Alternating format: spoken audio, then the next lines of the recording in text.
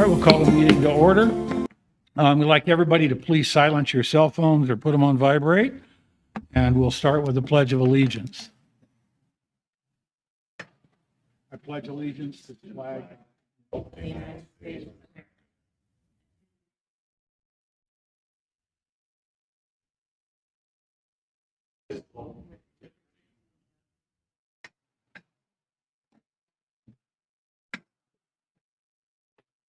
Okay, so before we start too far, I want to make sure we establish a quorum. Per our bylaws, we require 4 members, and we have those today. Present and voting, Mr. McSparron? Here. Mr. Tank? Yes. Mr. Wood? Here. And myself, the chair, Kevin Curry. So the 4 of us will be voting. Because we have 4 members, a vote requires 4 votes to pass. So any vote today must be unanimous in order to pass. If the vote is 3-1, it fails. And so we've got our voting members. We don't have any non-voting members. For our process, we'll have the staff will introduce the project. Then the applicant will come up and talk to us. I want to stress to everybody that we are all volunteers just like you are. We're just regular everyday homeowners. Don't be nervous. We could be your neighbors, right? I mean, just come up and talk to us. When you do come up, make sure you sign in and speak into the microphone. The official minutes of the meeting are the recording, not the notes that are made later. So please speak into the microphone so we capture everything. After the applicant is up, we can get a staff report on the engineering factors and those sorts of things. Then we'll invite public comment. If there's anybody in the audience that wants to speak in favor of the application, then those that may wish to speak against it. Following those comments, the applicant will have an opportunity to come up and rebut any of those comments. So you'll get a chance to talk. Then we'll close the discussion and the board will have a discussion. At the end of that discussion, there'll be a motion, and then discussion to make sure the motion's okay, and then we'll have a vote on the motion. And board members may, at times, interrupt you to ask questions. Same thing with staff, but we're trying to clarify at that point. And then the next thing to do is report items. Mr. Chair, Justin Kilgore. Yes. There are no report items other than the next BOA hearing will be September 25th of this year. Okay. Before we hear the regular items, is there anyone in the audience or anyone online that wishes to bring up something that was not on the agenda today? Seeing none, we'll move on. I'll make a comment that the 3 items we're hearing today, we're having a special session today. We were originally scheduled to meet last week. We were unable to get a quorum due to travel for some of the board members, and I apologize to the applicants for that. We wanted to call this special meeting to get you your answers as quickly as possible so you could move on, because that's what I would have wanted if I was doing it. So that's why we're doing it. But in that case, the other items that were on the previous agenda will not be heard. It's just the applications. And with that, we'll start with the first item, BOA 241, 6875 Juanita Street, for a setback and lot size relief.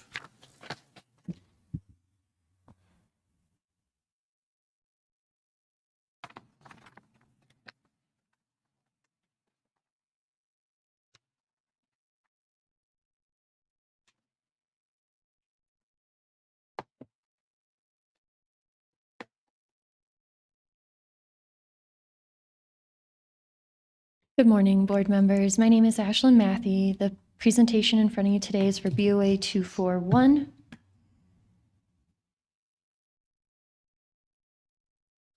My name is Ashlyn Matthey. I was the planner on this project, and Ed Schoenheit was the engineer on this project. For public input, if you are watching remotely and have not provided a name and reliable number, please email that information to pcdhearings@elpasoco.com. So this is an image that's going over the hearing procedure, which was described in great detail by Mr. Curry. So I'm going to keep moving along. Before you is the criteria of approval. So this is going to be from section 5.5.2. Please let me know when to go to the next slide.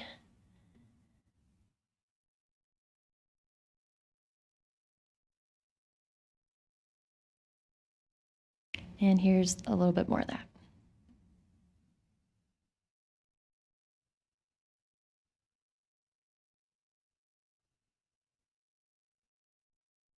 All right, so the request before us today is by LaDonna Smith for the approval of a dimensional variance to allow a front setback variance of 10 feet where 25 feet is required, and a lot size variance of 0.74 acres where 5 acres is required in the RR5 zoning district.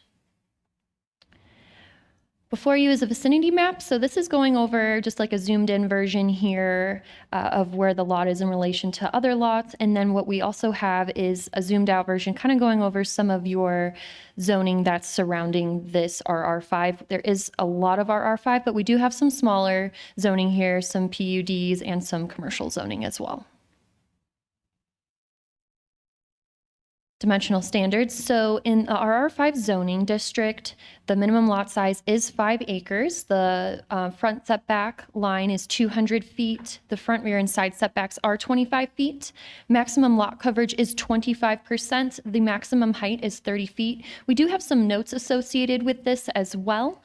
And these are the dimensional standards that we typically would expect to see within the RR5 zoning district.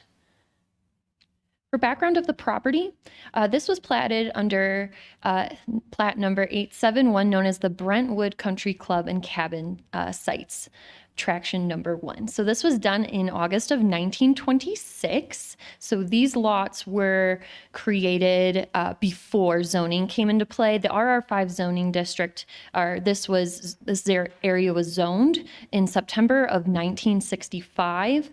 So you'll see that there is that kind of inconvenience of where we have all these lots created and they're not meeting the zoning size due to zoning coming in after the fact. So you'll see there are a lot of lots in this area that do suffer from that lot size issue. The applicant today has recently purchased this property and the neighboring property and created a merger, which is under MER 242. So by buying the neighboring property, our applicant is trying to, create a little more of compliance, but because all these lots are so small, even doing that, we're still below that lot size minimum. And I do have one question for you. Yes. Is the 0.74 acres the total prior to the merger or after the merger? After the merger. It's the two together now. Okay. In that case, I just have a question. Does it make sense to legalize the 0.74 now, or should we wait until the merger and legalize the larger lot size? So the merger is now the 0.74. So the two lots, but prior to that were smaller. And now with the merger, now we're at the 0.74. Sorry, I should have clarified It's that. after the merger. Yes, Okay, sir. thank you. Yes, sorry about that. For our alternative options, there are 2. So the applicant could rezone. The next option, though, to fit that size of the lot would be RR 0.5.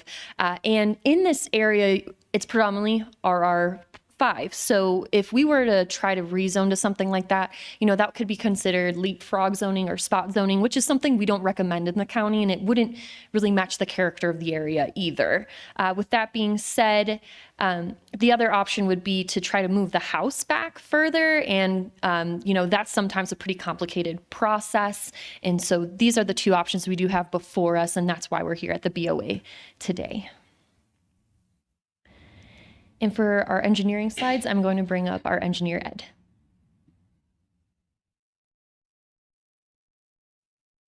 So just scroll down. Okay, just scroll. Gotcha. Good morning, Ed Schoenheit, Department of Public Works.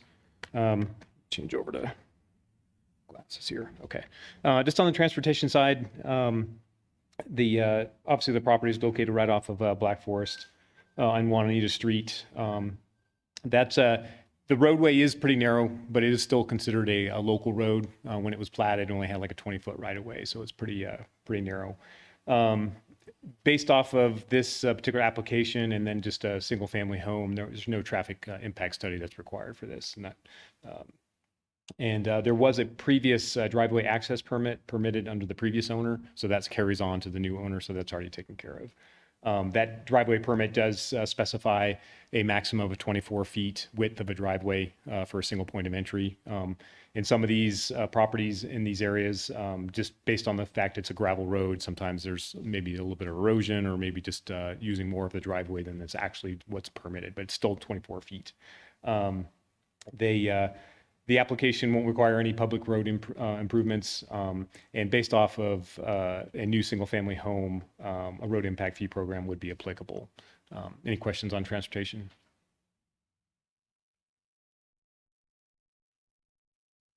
Property is not within the floodplain area.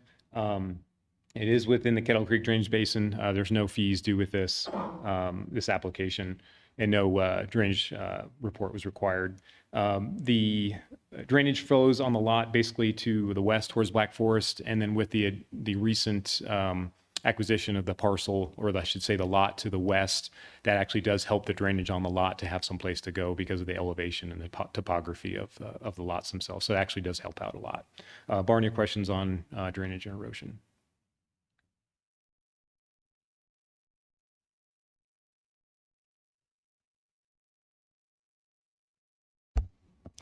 For the hearing notification, the Planning and Community Development Department notified 26 adjoining neighbors on July 3rd about the Board of Adjustment hearing, and we have not received any responses from the public. An applicant information, the applicant today is LaDonna Smith. Are there any questions for staff? No, seeing none, thanks. Okay.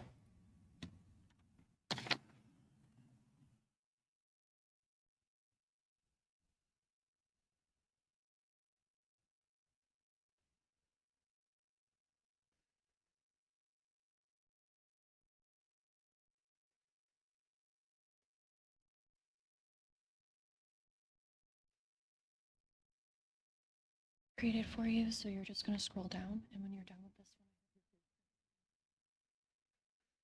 so let me know when you're done. Okay. Hi, good morning. Feels a little bit like the principal's office. Yeah, that's what I said. Don't be nervous. We're just, like I said, we're just neighbors and homeowners just like you are. We're all volunteers. We don't get paid. Not county employees. So just, tell us who you are and tell us what you want to do. Anthony and LaDonna Smith. We purchased the house with the understanding that the previous owner was gonna set this board, and it didn't happen for whatever reason. So here we are. The house was built in 2019. 2019 is when the foundation was poured. Right. It was a ranch style, and we're putting a second. Yeah. It's the ranch style that You we're can pull it over if you need taking to. off the second story, or he started the second story, and we're completing the second story according to the blueprints. So it's a remodel. So Okay, so just talk to us about the 10-foot setback versus the 25. And you can use the pictures if you like. Just the lots themselves are 100 by 100 feet. So really a shotgun home is what you can put on them, which is basically what we have. As you can see on the, I don't know how to run this thing. On this, I guess, I'm not sure where it goes to. On the south side, the lot slopes down, so you really can't move it south. The north side is the road. So the mountains face out the front, which is why I assume he placed it at a diagonal, like all the other homes are facing towards the mountains. So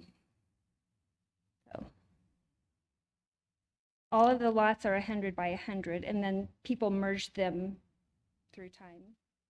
We bought everything that's available. So. Yeah. did you have more? I think there were more slides there if you wanted to show us. I don't know where Can we they're just going go? to. If you go down to the bottom got there, it. right there, the little down, there you go. See that right there, yeah. Technology's difficult. Okay, so that's your That's your letter of intent, right? Yes, our Yep. letter of intent. We read that. Okay. So you want the size variance for the properties together. Right. That's the picture This where is- you want it. There you go. The existing home. Right. This is a shed we're using for our tools and stuff. It will be This- torn down. It's going to fall down if we don't tear it down. This is a little garden shed that we have wood underneath to protect it at this point. It will also be torn down because it's going to fall down. The lean-tos in the middle, if you saw the picture, all of that's been taken down. So we want to do everything within what we're supposed to do. Let's just say that. Yep. Try to get into compliance. And I So know that- there were some issues with the previous owner. And He was, so, yeah. we want to do it the right way. That's what we're saying. There So, was- so it's that front corner there that's the 10 feet away from the street, Well, right? I think probably, and Ashland could probably give us some comment to this, but he had lean-to like a lean-to porch that came out quite a ways. on the front. And I think probably that was one of, it seemed to me like that number changed about 4 times. Okay. And I think that was to the edge of that porch. And that has been torn down. So what you're seeing is just the corner of the house. Right. And I think the picture says 11 feet. And then I think you got what, one more here? Oh, 2 more. Okay. This is the actual lot sizes, I guess, Originally. the original, and we own Right. this part right here. Okay. The original was these two, and then we added this one. The house that's located right here is actually closer to Juanita. Also, this house is closer to Juanita. Okay. Or actually, that's not the same road. It curves around. Yeah, it's rotating. Yeah, kind of a crazy road. And it kind of curves as you drive down the road. I don't know. Other visual of it. Right. Okay. So basically, all you want to do is have the 10-foot setback so you can keep your home where it is Correct. on the little tiny lot. Correct. Okay. Did you have anything else to present at the moment? It, See if this um, I staff, think so. okay? Staff, do you have well, any? also, the builder of the home his home was burnt down in the forest fire. And we are being asked to pay a $3,800 fee. I don't know if he didn't pay it or if he wasn't charged it because he was a victim of that.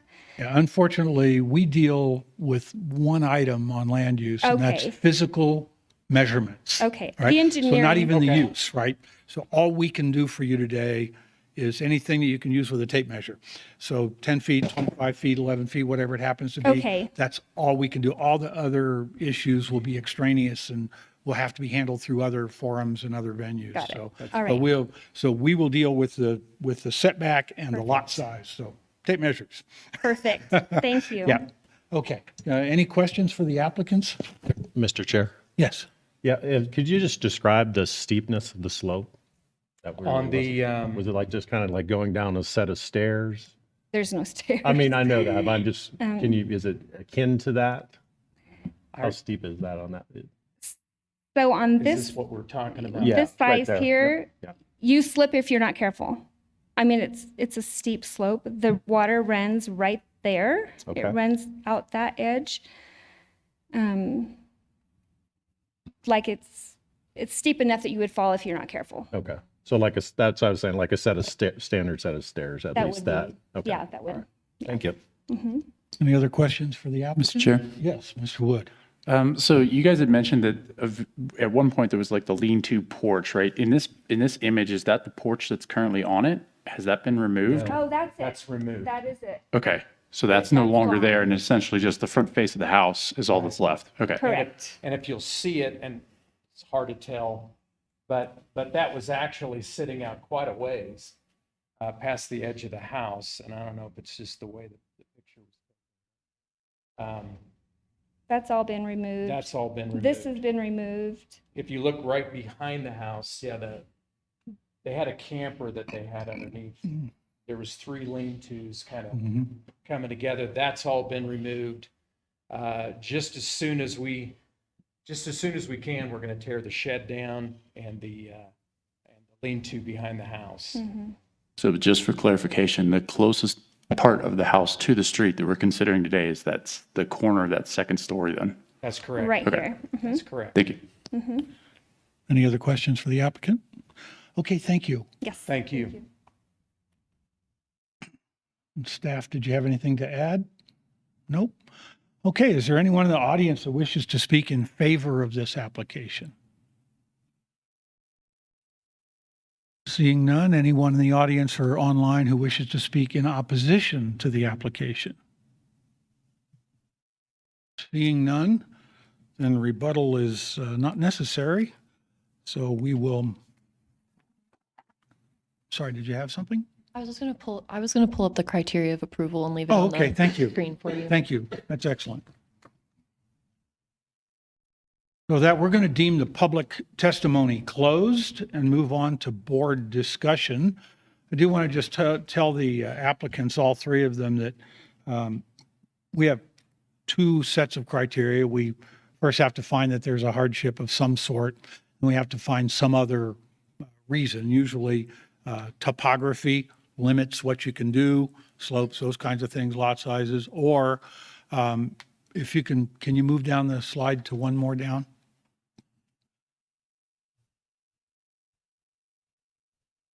So you can see those there, the topographical kinds of things. And then we can alternately find that there's sometimes people just want to do something that's temporary. We can do that. That's not the case here or in any of them.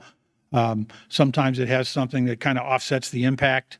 And usually we end up with that last one, some other equitable consideration. But we have to find two, the hardship and then the topography or something. So that's what we'll be discussing. And when the motion is made to approve or disapprove, it'll be based on those criteria. So with that, we'll have board discussion. Any board members have any discussion on the application? Okay. Mr. Chair. Mr. Wood. Yeah, I think this situation, it doesn't make sense to ask them to move the home.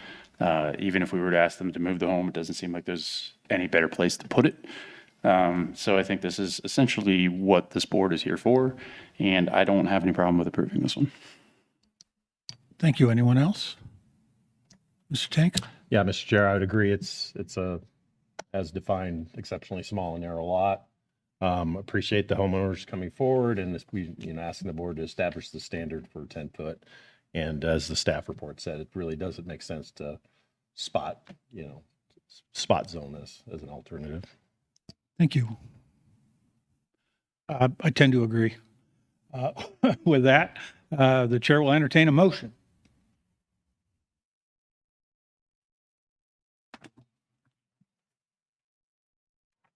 Or the chair will make a motion. I'm ready. Yeah, Mr. Chair, I'll try. All right, Yep. Mr. Tank, thank you.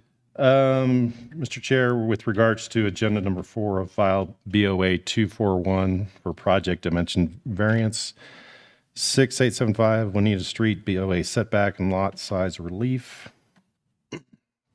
I move for approval in accordance with the new standard resolution number 1 with 3 conditions and 2 notations citing the exceptionally small and narrow lot for approval of the 10-foot variance where 25-foot is required and lot size variance of 0.74 acres where 5 acres is required.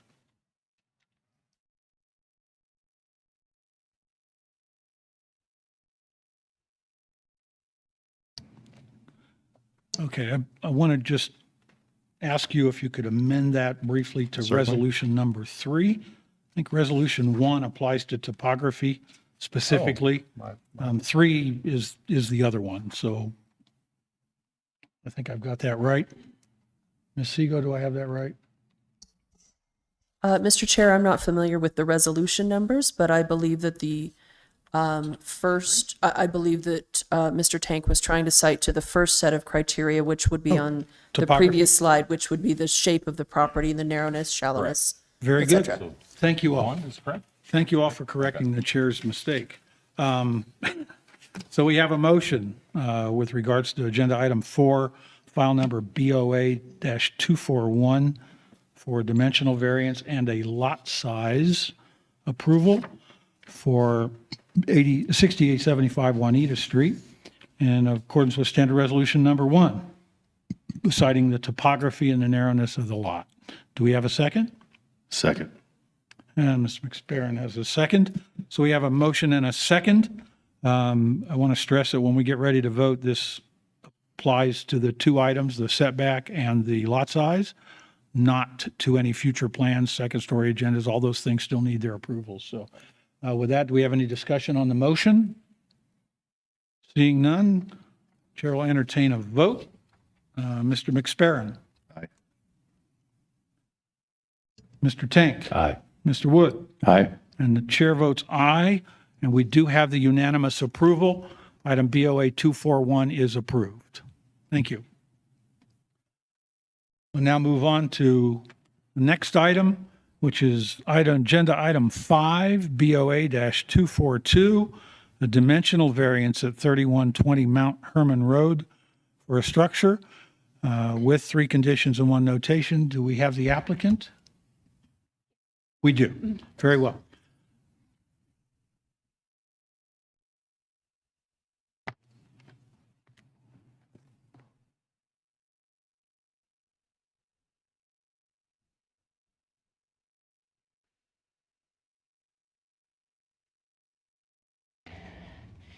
Good morning. I'm Lacey Dean. I'm the planner assigned to this Board of Adjustment. The engineer on this was Hao Vo. This is for BOA 242 for 3120 Mount Herman Road, setback relief for an existing structure. If you're watching remotely and you'd like to have some input, please make sure you email your name and reliable phone number to pcdhearings@elpasoco.com. We've already been through the hearing procedure. If anyone needs a refresher, I'll let you just read through that. We'll do my presentation, applicant presentation, citizens in favor, against, rebuttal, questions for staff, and then a decision. Do you need to read through criteria again? Okay. So this request is by Irvin and Joan Pollard for approval of a dimensional variance to allow a side setback of 5 feet where 25 is required in the RR5 zoning district. They have 5.34 acres up in Monument, approximately 1.3 miles southeast of I-25 and Highway 105. This is a vicinity map. So they're here, and then up in this area over here is Highway I-25, I-25 and Highway 105 intersection. Some background on the property. Sorry. It was formally platted in 1954 as Lot 3 Panoramic Acres. That is the current legal today. Nothing has changed with that configuration. Zoning was established in 1955. The main house was built in 1970 and was purchased by the current owners in 1984. They built the structure in 1990, the structure in question. In 1990, the property was zoned A4, Agricultural District, and according to the 1990 Land Development Code, Section 35.1, an accessory building which is clearly incidental to the use of the land was allowed in the A4 zoning district. The structure in question was initially intended to be a pole barn for storage or hay, storage of hay or farm equipment, which would be considered incidental to the use of the land at that time. In 1990, a building permit was not required for a pole barn in the A4 zone, as verified by historical records by Pikes Peak Regional Building staff. Because a permit was not required, Planning and Community Development was likely not asked to review the site for zoning setback requirements. Prior to the construction of the pole barn, the owner also received verbal permission from her neighbor on that side that it would be okay to put it where they were suggesting to put it. They also received permission from their subdivision's architectural committee, which has since dissolved. So given that information, the assumption can be made that they were not aware of their setback at the time that the barn was built, given the information they were provided. And the fact that planning and community development was not involved to tell them that they are encroaching on their setback.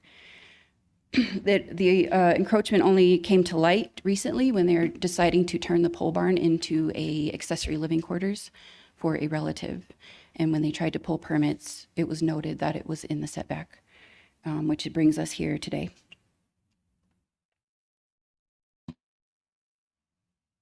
Sorry, I didn't slide down there. So as I said earlier, the property was zoned A4 in, sorry, that should say 1990 when the structure was built.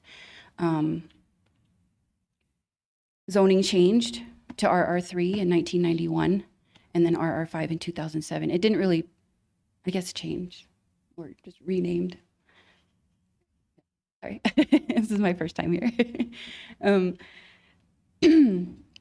So the standards for RR5 are that they need a minimum lot size of 5 acres, minimum width at the front setback line of 200 feet, a minimum setback on the front of 25 feet, a rear of 25, and a side of 25, which is where they are encroaching. The maximum lot coverage is 25%, and the maximum height is 30 feet. So apart from the structure on that side where they are encroaching, they meet all of their standards in this zone. For the analysis of the approval criteria, in terms of exceptional narrowness or shallowness, I wouldn't say it's exceptionally narrow in that it was platted as it is, but it is 5 times longer than it is wide. Topographically, there's no major topographical issues. This variance would provide permanent relief, so that's not an issue. It does not include an alternative plan. The applicants, as I said earlier, equitable consideration could be that they followed the advice they were given in 1990 by members that they thought could tell them where they're supposed to put things. 2 alternatives could be that the applicant could demolish the structure and reconstruct it 20 feet west of its current location, but this could create a significant burden on the applicant. They could also propose a map amendment or rezoning to request a district that would allow a 5-foot setback, such as RS 5000 or RS 6000, but it wouldn't fit into the current zoning that's in place there in the surrounding properties. I'm going to call up our engineer, Hal, for this portion.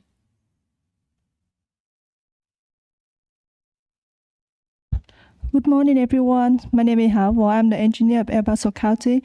I'm reviewer for this project. Today, I will present the engineering items for the project. For the drainage and erosion, the project is not located within the regulatory floodplains, and the project is within the monument's rock basin. However, the drainage fee is not applicable for this BOA request. And there are no drainage pole or grading and erosion control required for the project because the project will not have any impact on the drainage patterns or land disturbance.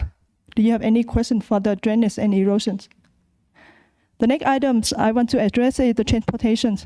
The transportation impact study is not required because this project will not have any increase on the traffic or conflict with the 2016 MTCP of El Paso County. And the road impact fee is not required as well because the project will not have any impact on the roadway or generate any traffic. However, the driveway access permit is required from the project to the Mount Hermon roadway. I think that's all the engineering item for the project. If you have any question for myself, thank you.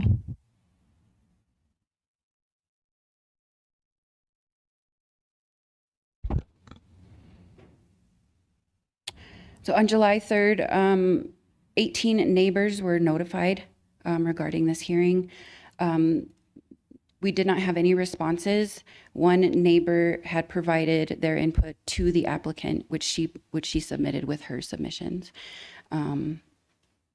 Is there any questions for me? Thank you. No? Okay.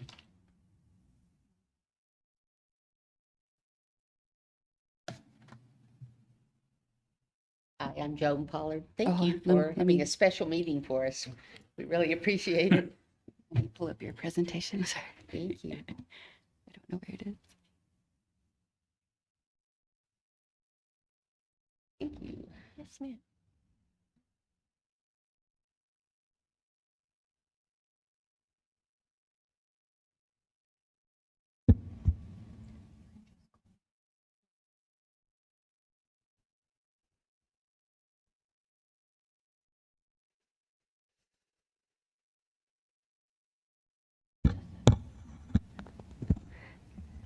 Did anyone have any questions about Lacey's presentation of what we're doing?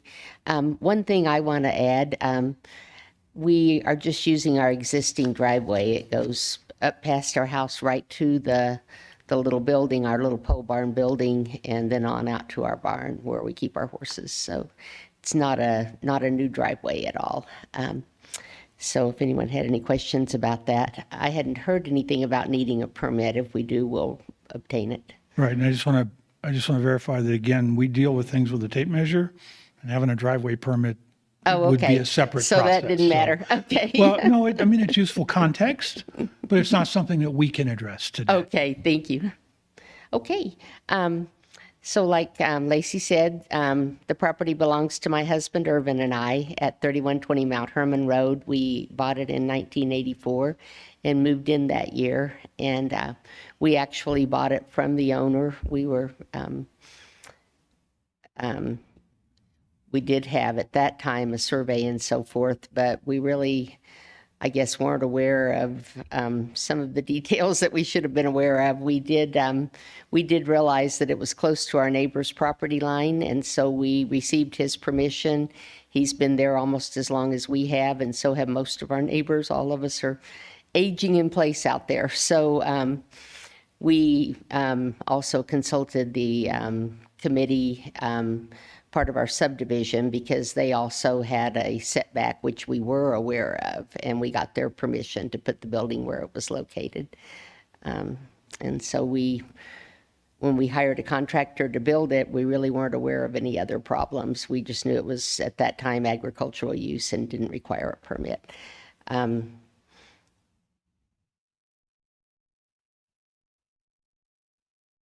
So oh, I'm sorry. Did someone have a question? No. Okay. So what we're actually requesting, we built the building 5.5 feet 4 inches from the east property line. There's a large stand of oak brush between our property and our neighbors, and he wasn't concerned because it didn't impact view or anything like that. We built it there just because it was a level area. It was convenient for our hay storage and machinery, and our driveway went right to it for unloading hay and that kind of thing. And so we just, it seemed like a convenient area. We did look at other places, but already on the property we had utilities. There's one overhead power line, which we knew we needed to be a certain number of feet away from, and we wanted to be sure and do that and not impact the utility easements. Mountain View Electric did come out and take a look, and they had no concerns at all. They've, of course, been out many times to trim trees and various other things. And then we had other utilities on the property, water to the barn and electricity to our horse. This was our horse barn, not the barn we're talking about. So we needed not to impact any of that as well. And like Lacey mentioned, the property is really long and narrow. And so the west side of the property, we have just horse pasture along our west side. And then it comes down in front of the house and along our driveway. And the back part of the property is our horse barn, our corrals, and our round pen and little arena. At the time we moved in, we had 4 horses and we were training 2 youngsters, so we needed a little extra area back there, and we still have that. We still do have horses, though only 2 horses now. So we don't really need the hay storage anymore. Our horse barn is large enough for our needs for that. But we became aware that we had a problem. I had received permits to condition the building and add a little bathroom to it from Regional Building. And then when I went to pay for the permit, for the first time, county approval for the zoning or, the code popped up. And they said, oh, you need to run down to the county. I did that and just fully expecting to get that approved and found out I was in violation. So that's why we're here today. What we're hoping to do, of course, and I know it's not to do with you, is to, we were trying to condition and add the bathroom so that we could make a ALQ for our daughter and our grandson, who we'd like to have live on our place with us. Oops. Oh, I did something.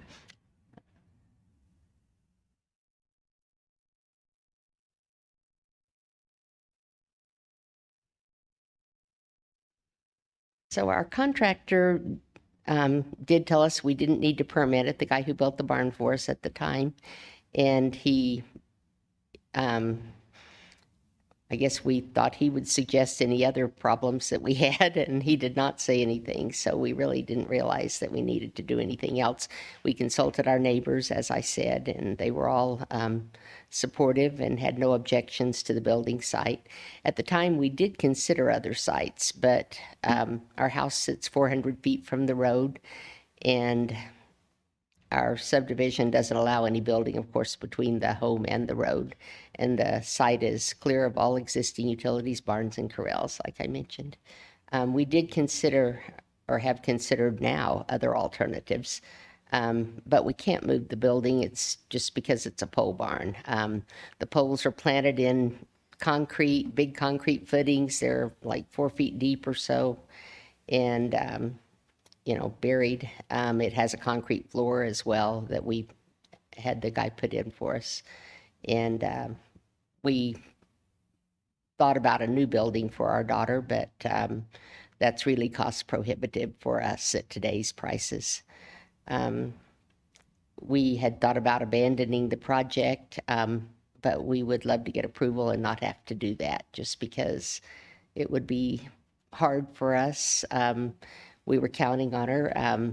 They're very eager to move onto the property and just be of assistance to us as we age and have various health problems.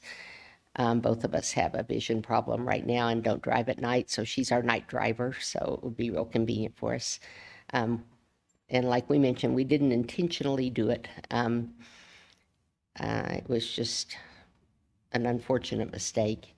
Here's a picture of the site plan. The smaller picture at the top is the site plan of the entire property with the area highlighted, or the area marked off that I show below, and that area is the area in question with our home, the pole barn, our horse barn. It shows our well, our septic, and our utility lines, and the property lines in the setback. Are there any questions about any of it? Any questions, Mr. McSparron? No? Mr. Chair. Mr. Tank? Yeah, in the staff report said there really wasn't a lot of exceptionally topographic issues, but your submission talked about it's not level. I guess your alternatives would be, I think, kind of moving something or building something on the west side. So, I mean, so just getting back, your application says not level, there's some sloping terrain. Can you describe that a little bit more? It's not severe. Okay. But it is, it is not level land. Yeah. It's, it has, hills, dips. It's perfect horse pasture, but to exactly. us, it didn't appear to be a good building site. Okay. So we didn't seriously consider it just because of that. It would have been a lot more construction effort back in the day when we built the structure to begin with. Yeah. So, Okay. I mean, since we can't move it anyway, actually, I didn't really focus on that on the presentation, but it's not. That is the most level spot for Yeah. building. There's actually a hill between. It's not a real large hill, and with a contractor in there to do whatever they do to level it out, Yeah. right? It could be done between our house and the barn, but like I said, there are existing utilities in Yeah. there. There's an overhead power line, various things that we have to consider as well. So, Okay. Thank you so much. yeah. Any other Anything questions? else? Any other questions for the applicant? Yeah, I have one. Okay. It looks as though, I mean, I have a 5-acre property too. It looks as though there is room to build a unit and perhaps closer to the house or whatever, but it looks like there is room. Is the only issue the additional cost between the new construction and the remodeling? It's not the only issue. We have to consider the overhead power line that goes between our house and the barn also. And Mountain View requires that we're a certain distance from that. I think it's 15 feet. I can't remember exactly. Right, but I mean, there are other locations on the property here. I mean, if you look at the, Yeah, there are. Drawings. We have large pines also on the property between the house and the barn. That would be the only feasible area at all. And we have large pine trees, in that area all along there. And we would hate to take out, 150, 200-year pines for a building site. And we don't want to build too close to the barn and the horse corrals as well. Not just for aesthetics, but actually for sanitation and various other reasons. Better to have that farther behind the property, behind the home. So where the home is, except for the setback, the ideal spot is for a lot of considerations. But I mean, I couldn't say it would be impossible, but part of it would be that it is not cost feasible now. It's a building we already own. It's been there for over 30 years and no complaints about it. Most of our neighbors have visited. Most of our friends have visited, and Herb uses it for a workshop now, my husband, and so we haven't, we consider it an ideal site if a variance can be obtained. I mean, I couldn't say there's no place else, but financially we can't do it, and it would be a major issue because the building itself can't be moved. It would have to be an entire new structure. And the building is still there. I guess, the other alternative would be to tear it down.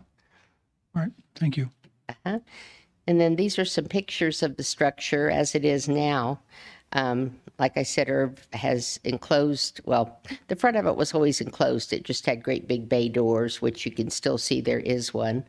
On the side, on the end is a big bay door, and on the front. But Herb did enclose it a long time ago to use as a workshop when we didn't need that hay storage. And we could still pull our tractor and so forth in there. So that's what the building looked like. I did make a drawing of what we're hoping it can look like. It'll just have a little 12 by 6 foot addition on the front, which will be on the west side and not impact the setback at all.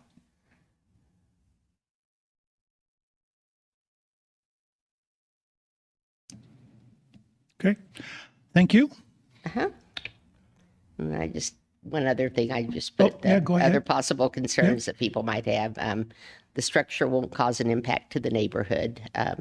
And I don't know if that's something that you all consider or not.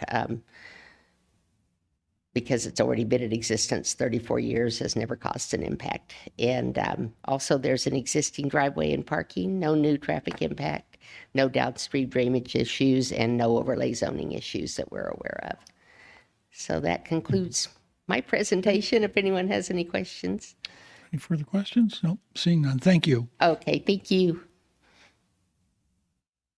And staff, did you have anything additional to present?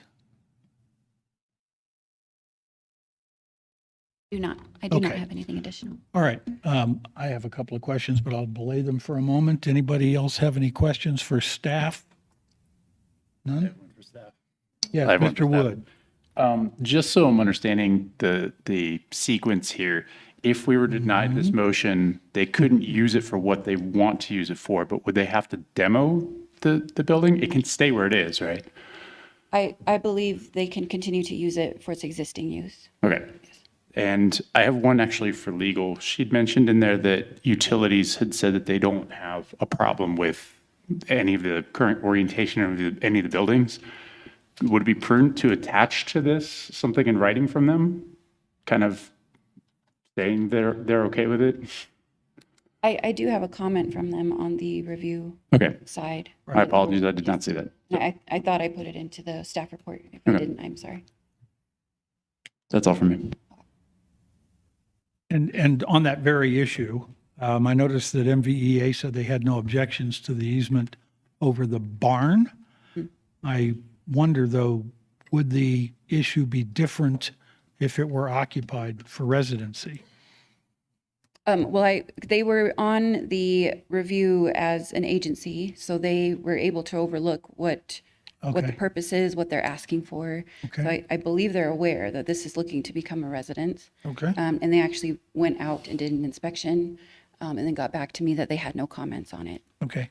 And then just to clarify Mr. Wood's earlier point, does the setback requirement apply to a pole barn, or does it just apply if they try to convert the use? It does apply to all structures, Right. but because they did not have to pull a permit for the pole barn Right. back in 1990, I mean, I don't know if it, I guess I'll refer to my supervisor on whether or not that would be allowed to continue to exist. And the bottom line is they don't have to tear it down, but they wouldn't necessarily be allowed to continue to Right. build on it and use it. Okay. I All would right. refer to Justin on that. And then for legal, I have a question. I want to make sure, I'm sorry, Mr. Kilgore, go ahead, please. We would just consider it an existing non-conforming structure since it was built so long Okay. ago. It's probably not checked by our department, Okay. that kind of thing. And then for legal, I want to make sure I understand very clearly that the approval for the setback applies to the barn and the use itself or the intended use is not our concern. Is that true? In other words, they have a pole barn there now and they want to make it an ADU. And does that matter to us? Or is it just the building? It's just the building. Okay. So what is triggering this application is the desire to use it for something other than a pole barn, but what that other use is not necessarily relevant to your considerations. Okay, so we're approving only the pole barn. Correct. Thank you. Or I'm sorry, approving the setback variance for the building in a new iteration other than a pole barn. Because the pole barn does not require the setback variance, is my understanding. That's what I was trying to clarify. So they're earlier. not correcting an existing violation, but because they want to change the use, they now need to get that variance for the setback because they will need a building permit, which will require site plan approval. Is that correct? I understand it that if it was today's standards, they would have been asked to move the pole barn 20 feet out. But because they got this done in 1990 when there was no permit required, they put it where it is and it's been there ever since. And as my supervisor said, it would be considered a non-conforming existing structure. So I think the setback would apply in modern day to a pole barn.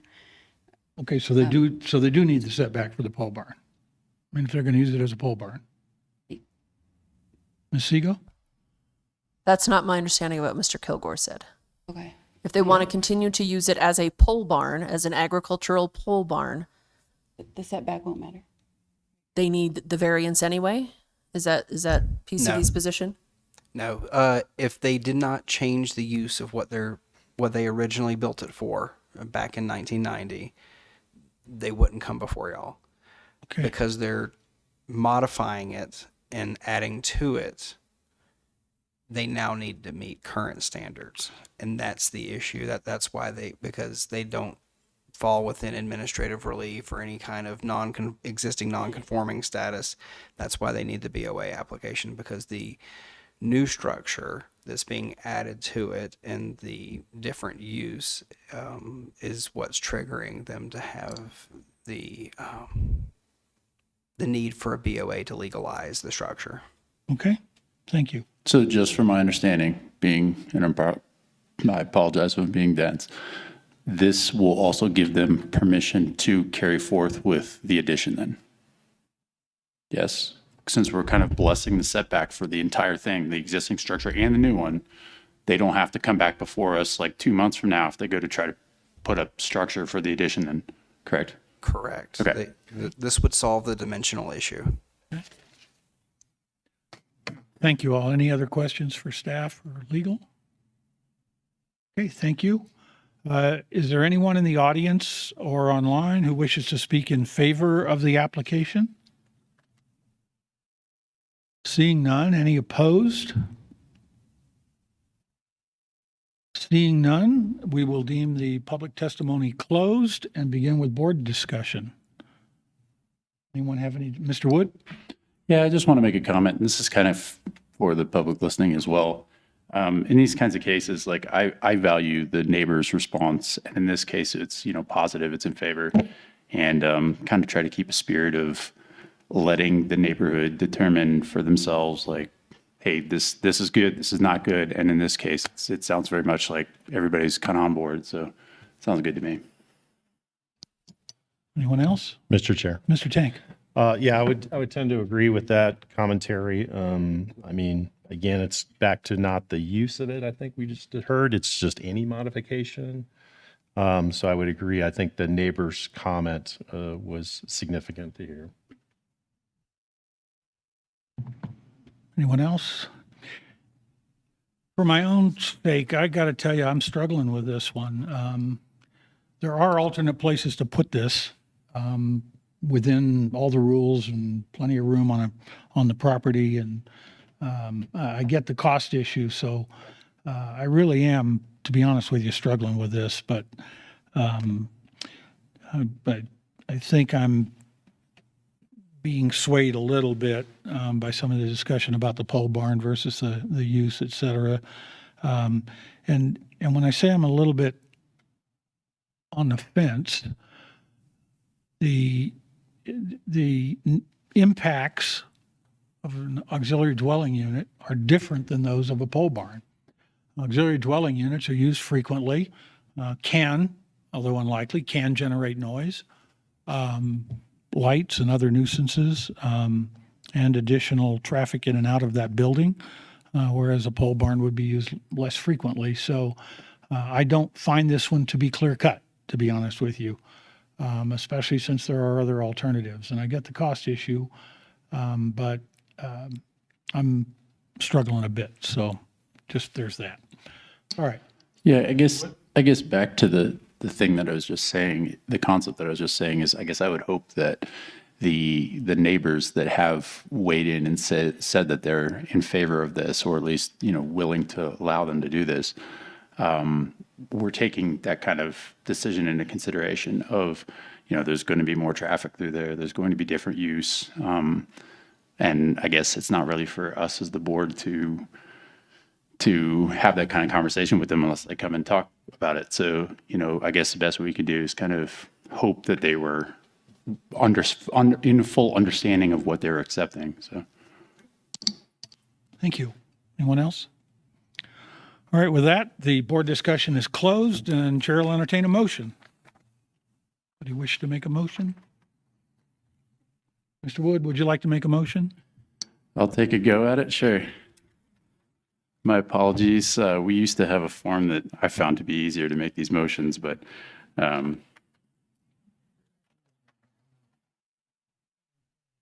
yeah, that's this one right here. If anybody else wants to take a stab at it, go for it. Yeah. Mr. Chair, I vote for, in regards to agenda number 5, a file number BOA 242, the project being the dimensional variance at 3120 Mount Herman Road for the BOA of a structure from the Pollard family. I vote to approve with 3 conditions and 1 notation with resolution number 3, just due to the fact that there is exceptional financial burden for them to move the existing structure. Okay, we have a motion from Mr. Wood on agenda item number 5, BOA 242 for the dimensional variance at 3120 Mount Herman Road, with 3 conditions and 1 notation in accordance with Standard Resolution 3, based on the hardship and the equitable consideration of the costs involved in moving the property and the fact that the neighbor is in favor. Do we have a second? I second. And Mr. McSparron seconds. So we have a motion and a second. Do we have any discussion on the motion? With that, I'll entertain a vote. Mr. Wood, Aye. Mr. Tank, Aye. Mr. McSparron, Aye. and you can breathe now. The chair votes aye, and the motion passes unanimously 4-0. All right, we'll move now to item number, you know what? Let's take about a 7 or 8 minute break. The clock on the wall says about 10:07, and we'll take a break until, I'm sorry, it says 10:03. We'll take a break till 10:10, so approximately 7 minutes for relief and stand in place. We'll be right back.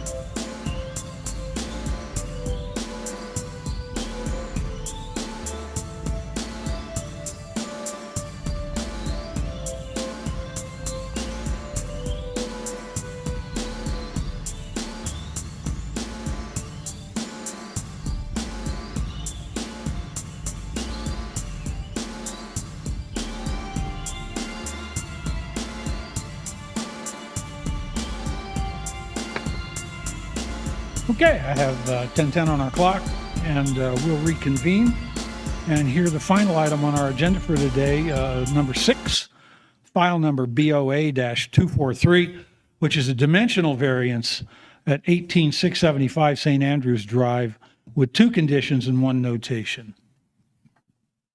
Hello again.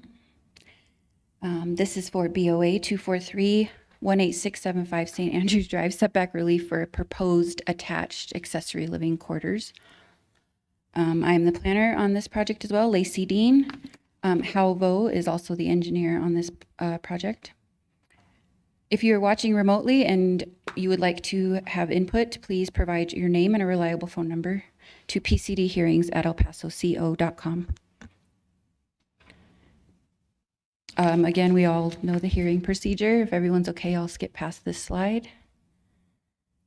Criteria of approval is the same as we've been talking about.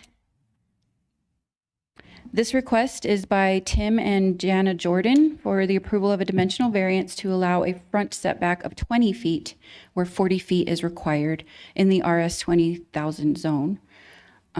They have 0.81 acres over in Monument as well, northeast this time, kind of catty corner from the last one, of the intersection of I-25 and Highway 105. This is a vicinity map. Down here is I-25 and Highway 105. Okay, some background. Zoning on the subject property was established in 1955. The property was formally platted in May of 1965 as Lot 131, Woodmore Country Club, which is the current legal description today. It has not changed. The house was built in 1969 as a split-level design with 4 different levels. The previous owners constructed an addition in 2014, which added a second master bedroom onto the main level. The current homeowners purchased the home in 2023. Shortly after purchasing the home, the applicants became caretakers for an elderly family member who struggles to navigate the existing floor plan of the main home. The applicants decided to build an accessory living quarters for this family member so she can move freely in the space and it would not cause her physical distress or danger. They began making plans for the ALQ, and according to the applicants, they also were in touch with the Woodmore Improvement Association, who they believed had authority over the setbacks, but that turned out to be not true based on documents that they had sent to me in the research of this project. It's based on county design standards. They're proposing to encroach on the 40-foot front setback by 20 feet to allow this addition, which is why we're here today. In 1969, the property was zoned R, Residence District. In 2007, it was renamed RS 20,000, but the standards remain the same. And according to the Land Development Code of 1969, no building shall be closer than 40 feet from any property line or any street or highway right-of-way line, whichever is closer. The dimensional standards for RS 20,000 are that they require a minimum lot size of 20,000 square feet, a minimum width at the front setback of 100 feet, a minimum setback on the front of 40 feet, the rear 40 feet, the side 15 feet. The maximum lot coverage is 20%. The maximum height is 30 feet. So apart from the encroachment on the front setback, they meet all other dimensional standards. Analysis of the criteria, the subject is not exceptionally narrow or shallow, but it could be considered oddly shaped in that it's similar to a triangular lot, in that the front, opposite of the front would be the rear, but it comes to a point. So there really is no rear. Topographically, I'll let the applicant show. He's got many pictures showing kind of how the property is laid out with there's some hills and things like that. Variance would provide permanent relief. It does not include an alternative plan. The odd shape of the lot, as I said, and the positioning of the house. The house kind of sits in the corner, sort of angled. Creates limitations on the possible locations of the structure other than where they're proposing to put it. According to their letter of intent, they have sought advice of many contractors, and they've decided that this is the best location for it. They will also go into more detail on that. 3 alternatives that they possibly could consider is that they could just stop their plans to build this. However, like I mentioned, they are caretakers for an elderly family member with physical limitations that hinder her from living comfortably in the main home. That would make the construction a necessity. The applicant, they could propose to build the structure elsewhere, but like I said, they've dealt with many contractors and per their advice, this would be the best location for it. They could propose a rezone and attempt to rezone to a district that allows a 25-foot setback, such as RS 5000 or 6000. And then upon approval of that, they could ask for administrative relief for the remaining 5 feet that they're needing. But this would not be appropriate for the existing zoning in that area. I do have a question, though. What are the setbacks for 0.5, which is the one to the west, which is a half an acre, which is almost identically the same size? I apologize, I do not know that off the top of my head. Mr. Chair, I'll look that up for you and get back to you if that's okay. Thank you. Yes, go ahead. I'll let Hal come up and discuss drainage and transportation. Hello everyone again. Didi Hao, El Paso County Engineer Reviewer for this project. I'm going to present some engineering items for the project. For the drainage and erosion items, the property is not in the regulatory floodplains, and the project is within the Dirty Women's Creek Basin. However, the drainage basin fee is not applicable for POA requests. There are no drainage reports or grading and erosion control is required for the project because the project will not have any impact to existing drainage patterns.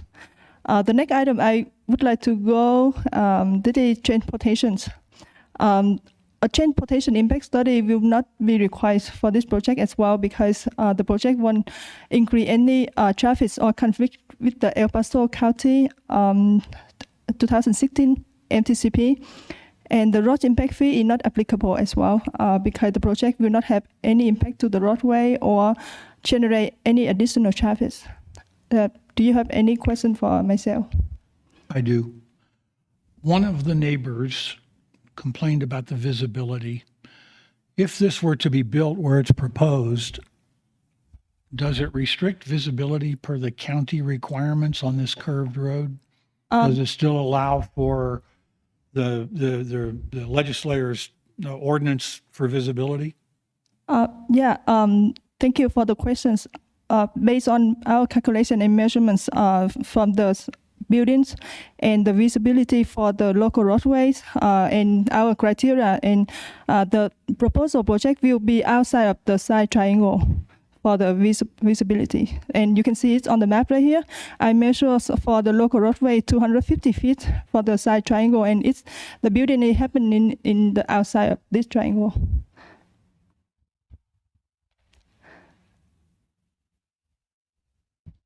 And does it have the required 250 feet on the blue line there on the inside? Yeah, that is for the criteria ECM. Okay, thank you. Thank you. Any other questions for the engineer? Seeing none? Mr. Chair, Justin Kilgore. Yes. RR 0.5, if you'll go down the chart with me, the width at the front setback line is 100 feet. The setback for the front is 25, the rear is 25, and the side is 10 feet. And again, that's for RR 0.5. So it changes the front setback to 25 from 40. Yes, and sir. the rear as well. And Yes, then the sir. side goes down to 10. From 15, yes, sir. Okay. So then, am I understanding correctly that it still wouldn't be in compliance? Because we're asking for 20 here, right? So, okay. But it would meet the criteria for administrative relief, correct? That is correct, sir. Okay, thank you. Okay, I'm sorry, Ms. Dean, please. That's okay. I just also wanted to bring up this zoning map again so you could see RR 0.5 is not quite adjacent. I mean, it's still, I don't know if that would be considered leapfrog zoning if it. Yes, I understand. Thank you. Okay. Okay. On July 3rd, 28 adjoining neighbors were notified of this project. I lost track of the numbers, but there was many in support and a few in opposition. I'm not sure who's here to speak today on those. Any other questions? Questions for staff? Okay, I'll Thank bring you. up the applicant.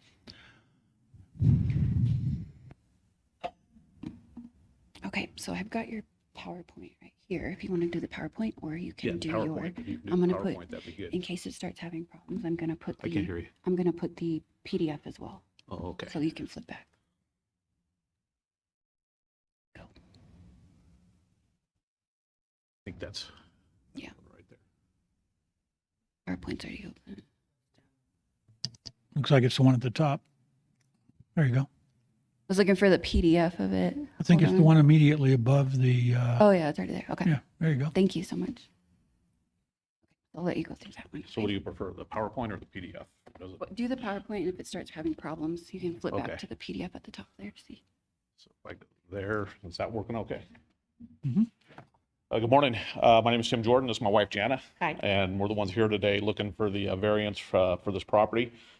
First thing I'm going to do, I'm going to apologize in advance. The first two have been pretty fast. Each one, I think I had about 8 or 9 slides. If you look, I think I got 59. But I'll go very fast. The reason there's so much here is, like you noted, sir, there is some opposition, although the vast majority of our neighbors support this, and I'll cover that.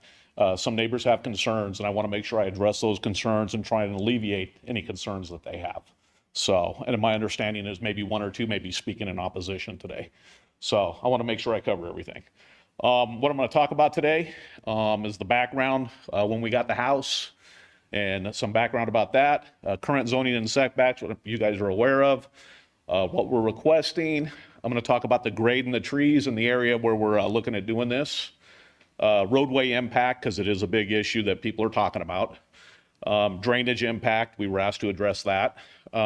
Aesthetics and curb appeal.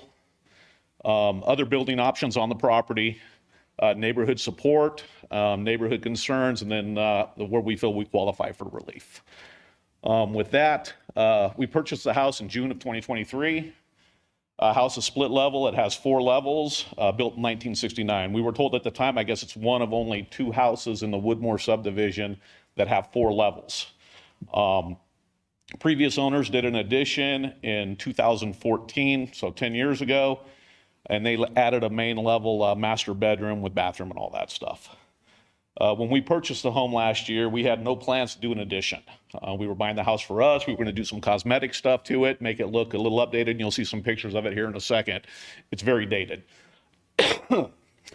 My dad passed away in late 2022, 82-year-old mom. She's been living alone since in a house that they shared for many years. She lives in California. Didn't think she would want to come here because my sister lives in California too. But she decided earlier this year, after coming to visit and stay extended stays with us, that she likes it here. It's beautiful where we're at. She lives in the desert there, and she wants to come here to live. We want to try to give her something with her own space. She's 82, but she's still very active. She's still got all her faculties about her right now.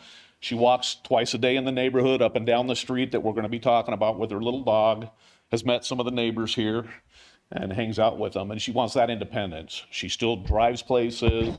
So again, we're looking to give her something that's basically her own place with main level living and without stairs. And I'll talk about the stairs in just a second.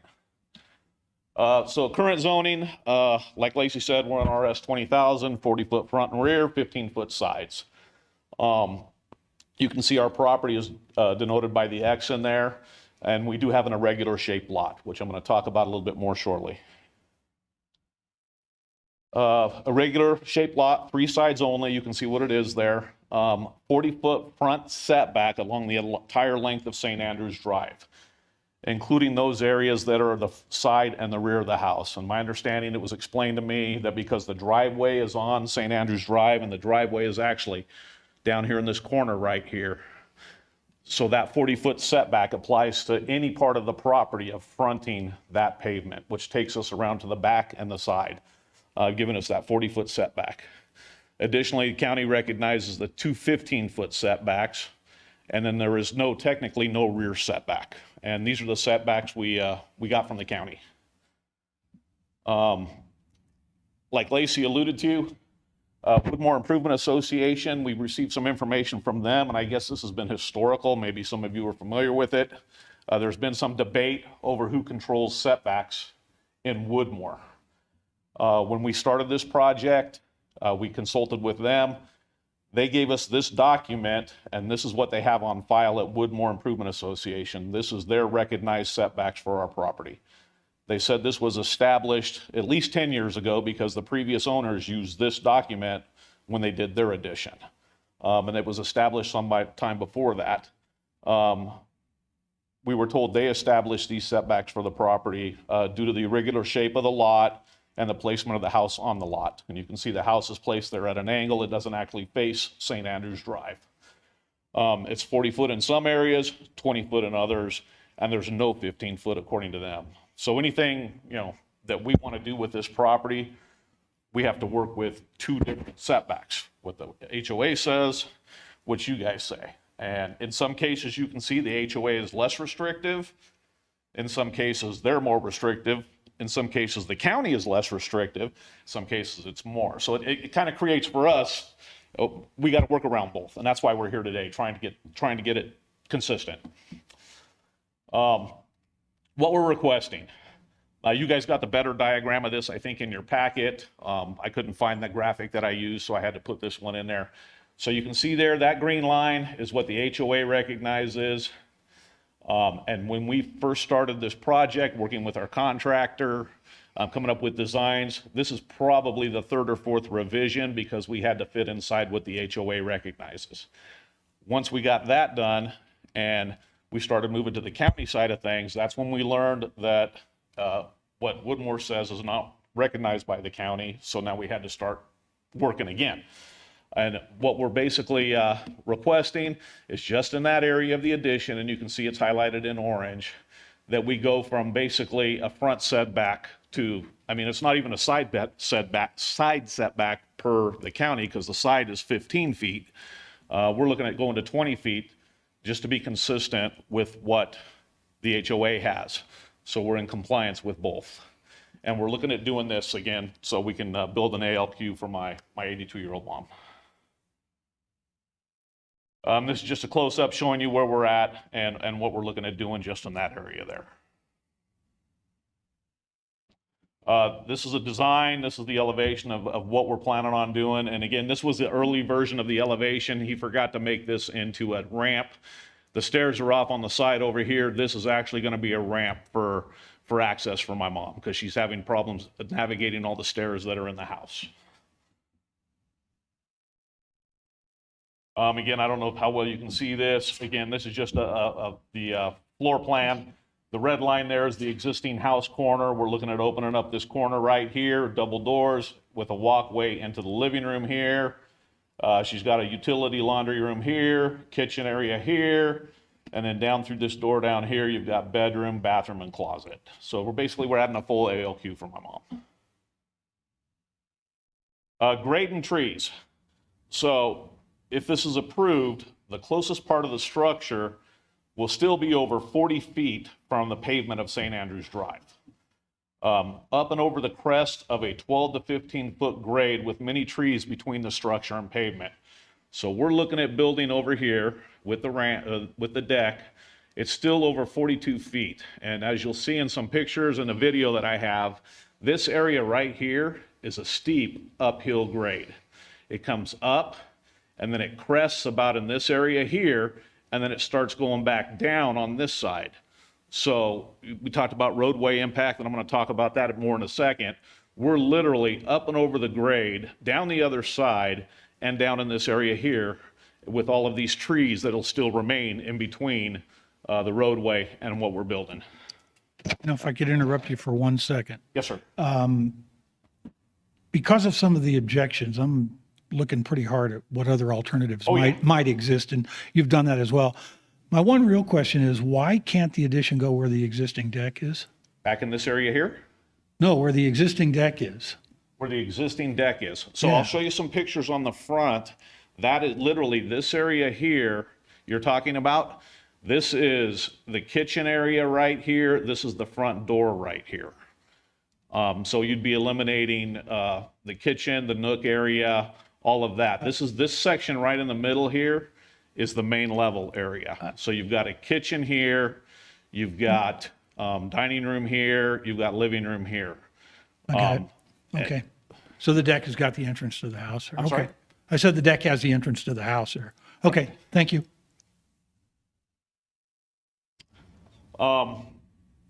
Again, talking about the trees and the beauty, interrupting the beauty or interfering with the beauty, we got 188 mature pine trees on our property. In the area of the addition, that yellow area, there's 53 pine trees. 11 trees in that red area would be removed for construction. And again, that's still going to leave a considerable number of trees between the addition and the roadway.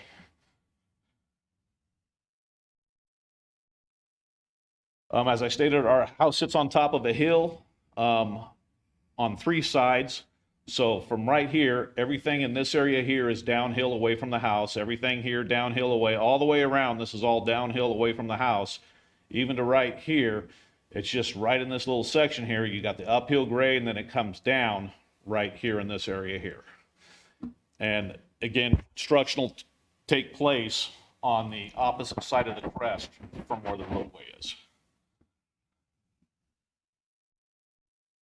The uphill grade starts out gradually down in this area where our driveway comes into the road. Obviously, it's at roadway level, and it continues to get up and gets steeper and steeper and steeper all the way through here, and then it starts to gradually come down here. So this area right in here is the steepest part of the grade. Again, this picture here, you can see our house is back in the trees over here on this side. This is at driveway level, and if you see, you can see St. Andrews on the other side of the mailbox, and you can see that grade here as it goes up and over. And we got a few more pictures that'll display it a little bit better. This one shows the perimeter of what we're looking at doing staked out, marked in the green tape. Again, you can see off to the left side, the grade still goes up and then starts back down, and we're on the downhill side of the grade. Quick question, if I might, Mr. Chair. So Mr. Wood? I guess, what's the date on these pictures? Because I'm not seeing the deck on the front side of the house. There's no deck right now. It's going to be added. Okay, so the deck is The proposed deck new is- then? The deck needs to be, I'm going to show you what our front porch Okay. looks like. It's not handicap friendly at all. My apologies. I was understanding the deck already exists and the No, there's addition no was the deck. only thing new. Okay. But you can see where this window here, that's part of the nook, that's the kitchen window, that's our front door, trying to come into, even if we tried to move it over and come into here, we'd still be here talking to you guys today. And again, it's just not practical with the flow of the house and where we're looking at doing things to take out the nook, take out the kitchen, to try and add an addition in that area there. Again, just a few pictures. This is going up St. Andrews Drive. You can see the grade. Hill goes up, hill starts down, and you can just make out our house over here. This is where our construction is going to be. All of these trees are all going to remain. We're not touching any of them. So they're already there now. There's no obstruction for the roadway because of the trees that are there, because everybody's over in this way here. Again, a view of the grade. You can see again where our construction is going to be. So it's a very steep grade, and then it starts gradually coming down.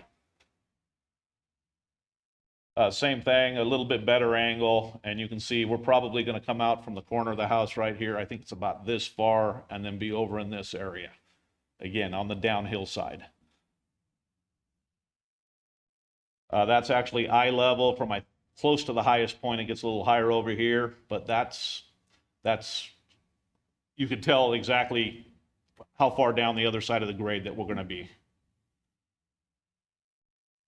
And this is looking back towards the house. You can see how the grade starts to taper off down way over here. But again, we're going to be up on the other side over here. Roadway impact. Closest point of the structure will be over 40 feet from pavement. 12 to 15 foot uphill grade between the structure and the pavement. Closest point of the structure will still be on the opposite side of the hill from the grade here and from the roadway. Again, down over in this area over here. Numerous trees will remain between the structure and pavement, like I've already mentioned.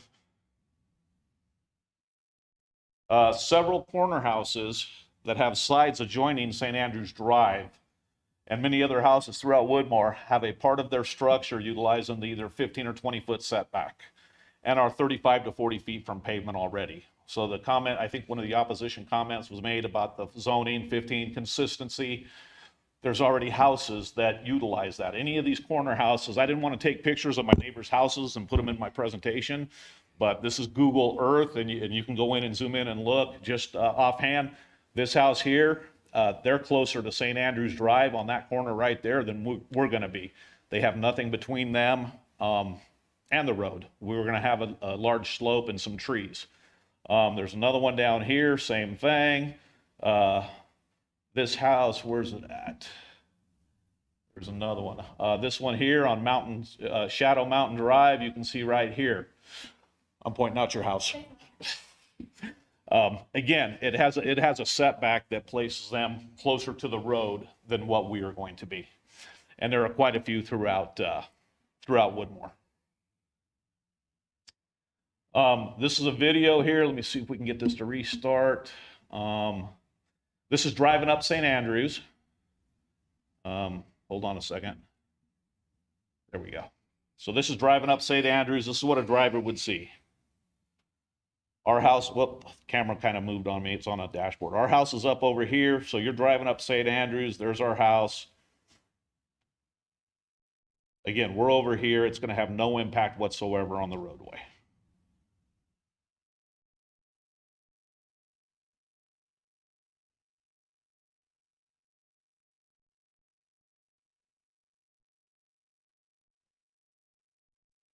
And go in the opposite direction. Same thing. Our house is going to be off to the right, or off to the left, I'm sorry.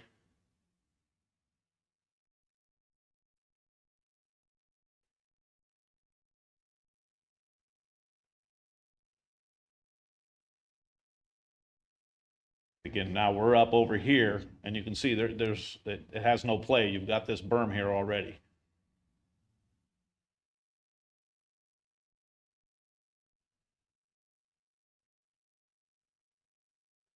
And then turn it into our driveway.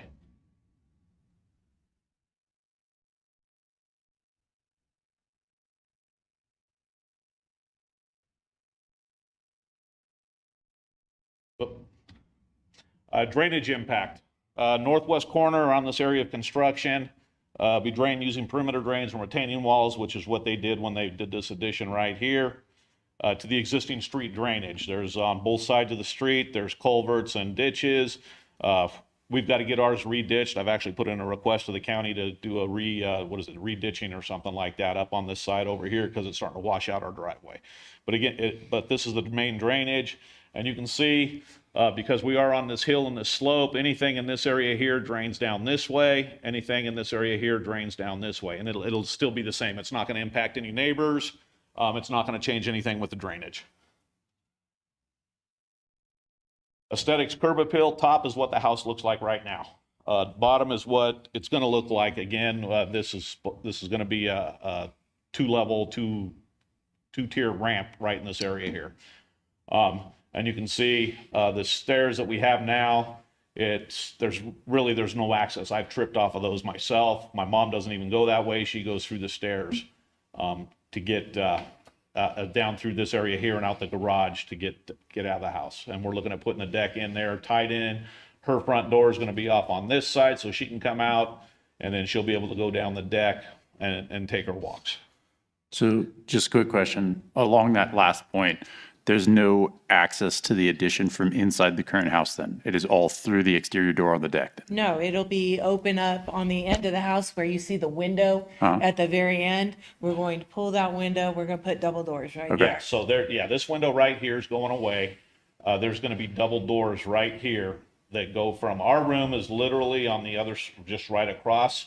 So we're gonna be on the same end of the house. Like I said, she is 82. She's just, to, Be there. yeah, just to be there. So yeah, there will be double doors right here that lead into the addition. Other building options on the property. We had several contractors come out. I think we had 4. We had looked at attempting to place it in various locations. However, it wasn't practical. In order to go off the back of the house, which I'm sure if you guys look at this, that's one of the questions, why not just go right here? We would have to completely gut and redo the addition that they put in. You've got 2 windows here. This is the master bedroom that they added on the main level. There's a bathroom there, a closet, usual master bedroom. This would entail gutting the interior and a complete redesign, and we got that from several contractors, which is, for us, is cost prohibitive. It also would not allow for ramp access to the accessory living quarters going out the front of the house for my mom when she wants to come and go. There'd still be that issue of going up and down the stairs and all of that. And this is, I pulled these off the county website. These are the plans from the original edition, so you can see what we're talking about. This is that addition, trying to go off the back. Again, you're gonna take out windows, you're gonna take out doors. You gotta come up with a way to put a hallway in to get to both bedrooms. You're moving the bathrooms around for one of our contractors. And you talked before, you asked about access to the addition. You can see right down here, that's where the double doors are gonna be. So our bedroom's here. She would come right through here, and that's where we would have access. Same thing, another view, this brick wall here, that's the original exterior wall of the house. Again, trying to add an addition going off the back. We were told that wall would have to go too, to try and incorporate in hallways and stuff like that, and access to the back from both bedrooms and stuff like that. And you can see that brick wall, again, runs the length. It's in the bathroom here. It's also in this bathroom here. Same thing on the dining room side. This is the dining room. This is that brick wall. They just framed it in and put wallboard over it on this side. And you can see the sliding glass doors. This whole wall across the back here is 2 big sliding glass doors and windows with a little separation in between about this wide. It's all big glass. So part of that would have to go when we're incorporating hallways and trying to go off the back. And like I said, talking to contractors, it was cost prohibitive for us. This is a better view of the back, talking about the back. So over on this side, you've got 3 levels. You got your basement level, which is below this garage area down here. You got garage and den, which are on this level. And then the upper levels, the 4 original bedrooms. So trying to tie in there, again, without stairs, you can't do that. This middle section from here to here, that's the original main living area. You've got a kitchen, living room, and dining room. And you can see those windows that I talked about with the break in between right here. And then over here, you've got the addition they put on 10 years ago. And this is, if we decided or tried to go off the back, this is what would have to be gutted and completely redone, which drives up the cost considerably. Neighborhood support. So BOA sent out, I think, 27 or so letters. We had 13 neighbors that wrote letters of support. Some of them are here today to speak. Appreciate it.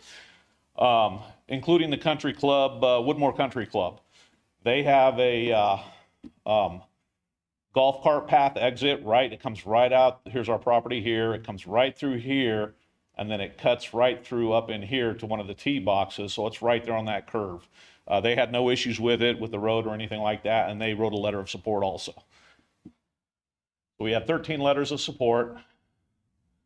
When the letters were sent out, my wife and I, we put a package together with a lot of the pictures that are in this presentation. We walked the neighborhood. We showed people what we were doing because there was some misunderstanding, showed them the pictures, everything else. There were 9 additional neighbors that we talked to. Those are denoted by the yellow stars. I've got their names, but they expressed support also. They didn't write in letters of support or anything like that. I don't know if they're online today, but they did express support. Additionally, 8 additional neighbors that did get notified by BOA. Some of them we talked to, and they were indifferent. They, yeah, whatever, do what you're going to do.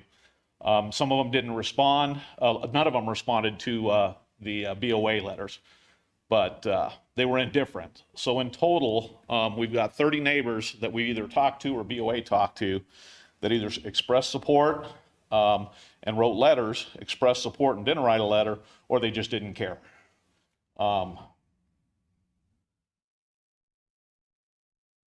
In addition, we were the subject of a thread. Are you guys familiar with the Nextdoor app?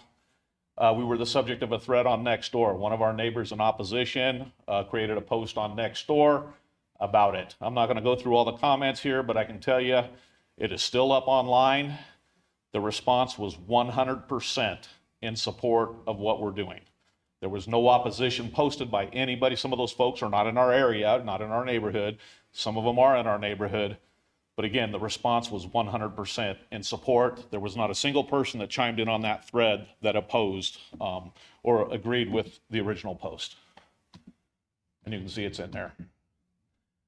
Neighbor concerns. So again, we got 30 that either expressed support or were indifferent about it. We do have 3 neighbors that are concerned, and I want to address their concerns. That's why it's taken me so long to do all of this. We want to try and be good neighbors. But again, I want to address their concerns and try and alleviate their concerns. And you can see where they're at. So we've got 2 across the street from us and 1 on the other side of the golf course from us. This one, 40-foot setback is there for a reason. This property is on a blind rise curve as it is. I think I've shown based on the videos and all the pictures, where our property's at, where we're going to build has nothing to do with the roadway. It's not going to impact it one way or another, and I believe the lady back here said it's not going to have any impact on the roadway too. Allowing an extension to the existing structure would exacerbate the problem. Again, I think that's been shown by both the presentation and from the lady behind me that that's not the case. Engineer. Property's already been extended once towards the street. Yes, they did an addition 10 years ago. And again, I'm not aware of any law or code that says you can't do more than 1 addition on a property. Allowing the addition would turn the property into a monstrosity. I think you saw the before and after pictures. It's actually going to improve the look of the property. It's very dated the way it looks right now, and in turn improve property value of the properties around it. Many supporters in the neighborhood have said that same thing, and I think you'll hear that today from a couple of them.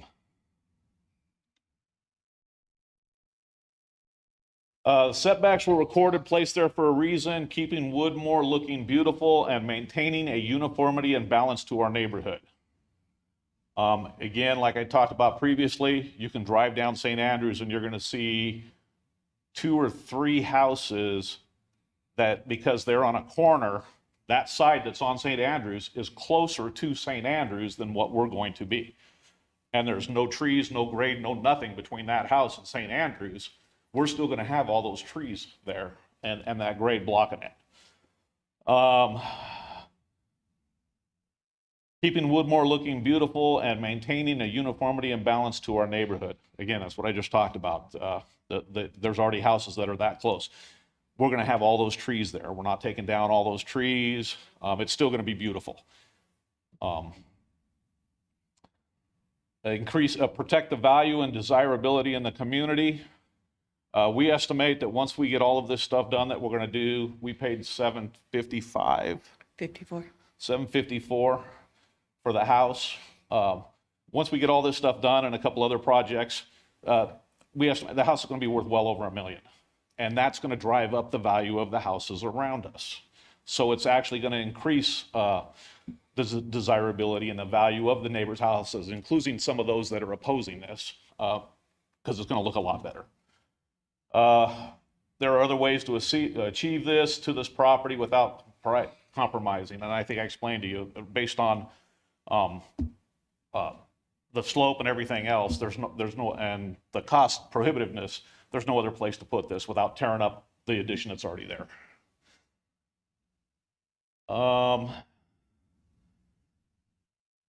Again, talking about the beauty and everything else, like there's still going to be over 40 mature pine trees once we build this between the house and the road and our neighbors' properties.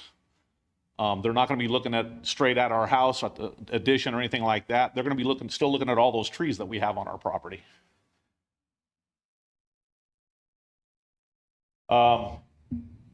Again, these are some of the comments. So these came in letters to you guys, I believe. We had been told that there was going to be at least one, maybe two speaking in opposition today. I don't know if they're I don't see them here today. One speaking in opposition, and there may have been another one. But these are some comments that we also got. That curve is dangerous. People walk it every day. Again, we've shown we're not going to impact the curve at all. People do walk it every day. My mom, my wife, and I walk it. I believe you walk it every day. And we're not going to impact that. One of the neighbors that was going to speak in opposition, not the gentleman behind me, told us that there was a 4-year-old killed on that curve 15 years ago. And it's a very dangerous curve. I contacted Kevin Nielsen. He's the chief of Woodmore Public Safety. He's been there for 33 years. He said that never happened. There was an incident 28 years ago where a child was on a bicycle all the way at the end up here on St. Andrews on the country club property. This is a cart path or a cutoff. He was up over here and he was hit by a maintenance worker at Woodmore Country Club. He said that's the only incident in his 33 years of a child being killed by a car in Woodmore. So again, I don't know if this was going to be said today here by this person, but it did not happen. We already have short-term rentals in the neighborhood. What's to keep you from renting this out? Big concern. I agree too. But we have to sign this affidavit when we do an ALQ that says it's for, family members, close family member only. You can't rent it out. If it's going to be occupied full-time, it's a close family member. And we'll sign that affidavit. It's for my 82-year-old mom. We have to live next to a short-term rental that constantly has many cars in the driveway. You guys have 4 cars parked in your driveway already. I think you saw when I pulled in my driveway on that video. It's a super long driveway. It wraps around the back. There's plenty of room. We're a multi-generational household. Me and my wife, my 23-year-old son, my wife's brother, who's 62 and special needs. We take care of him. He lives with us. And then we're looking at having my mom. So we got a lot going on. Woodmore Improvement Association allows 4 cars parked in your driveway, and we're going to continue to park 4 cars in the driveway in addition to using the garage. But we're not going to go any more than 4.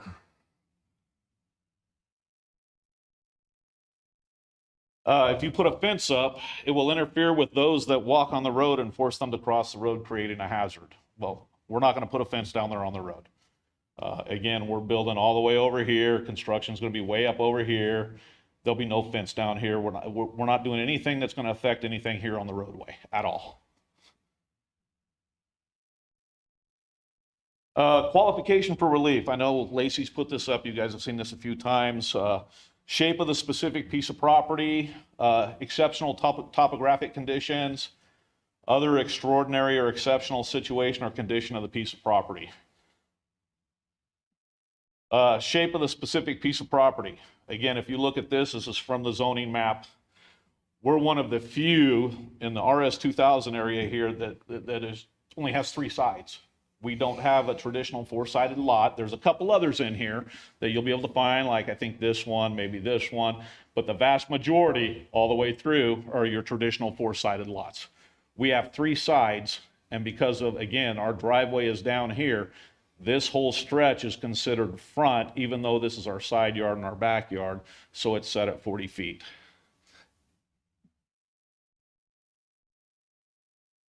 Exceptional topographic conditions or other extraordinary exceptional situation or condition of the piece of property. How house is positioned at an angle on the lot, so its front is not parallel to St. Andrews Drive. And you can see St. Andrews is this way, the house is positioned this way.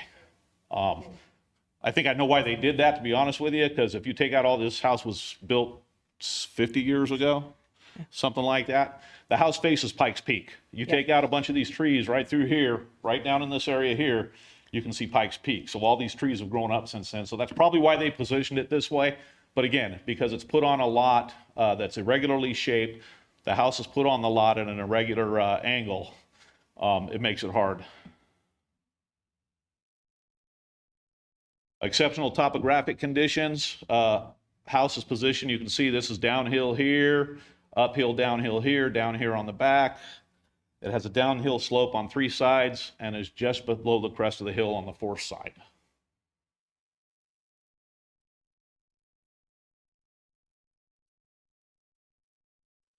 And these are more pictures showing the topography of it.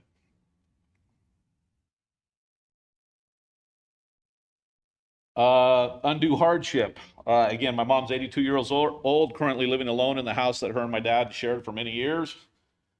She's having a hard time living alone. We've had several issues in the last few months. And this is affecting her both physically and mentally. She wants to live with us, stays with us regularly on an extended basis. However, she occasionally has difficulties navigating the stairs that are in the residence, getting in and out of the house, and going to her bedroom.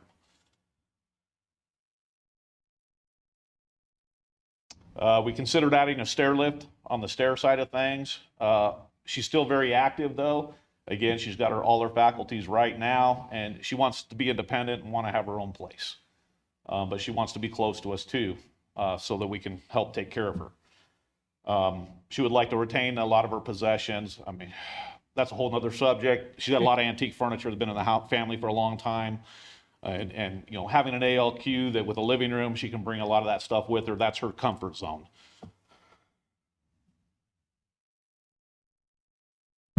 And that's all I got. Thank you. Thank you. Okay, with that, any questions for the applicant? Okay, seeing none. Thank you very much. Thank you. Thank you. Anything from staff to add? Okay, seeing nothing.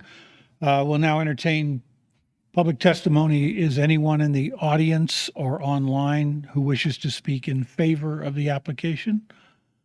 I see some hands. Any one of you can come up. As a reminder, please be sure to state your name. Do we have a sign-in sheet as well? Yes. Okay, you signed in? Great. Thank you. If you could just speak into the microphone. Yeah, okay. Tell us your name and your address. And I'm Barbara Deeds, and I live at 830 Oak Hills Drive, kitty corner from the house is supposed to be built. The 2 neighbors that are complaining have nothing to complain about. I am the only one who has a patio or anything that we sit on and look out at that property.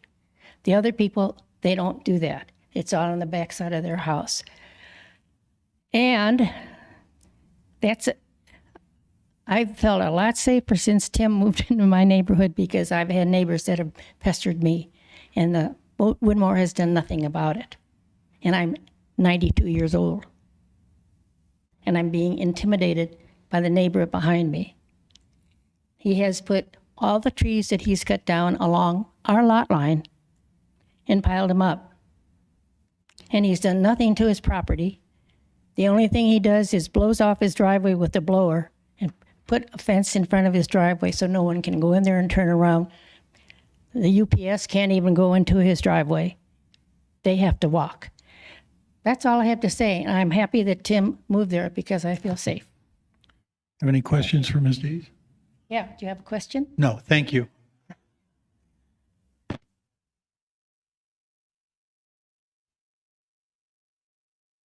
Good morning. My name is Kimberly Cumming, and I'm at 18520 St. Andrews Drive. So I'm one that just put on 2 additions to our house. Totally support what Tim and Jen are doing.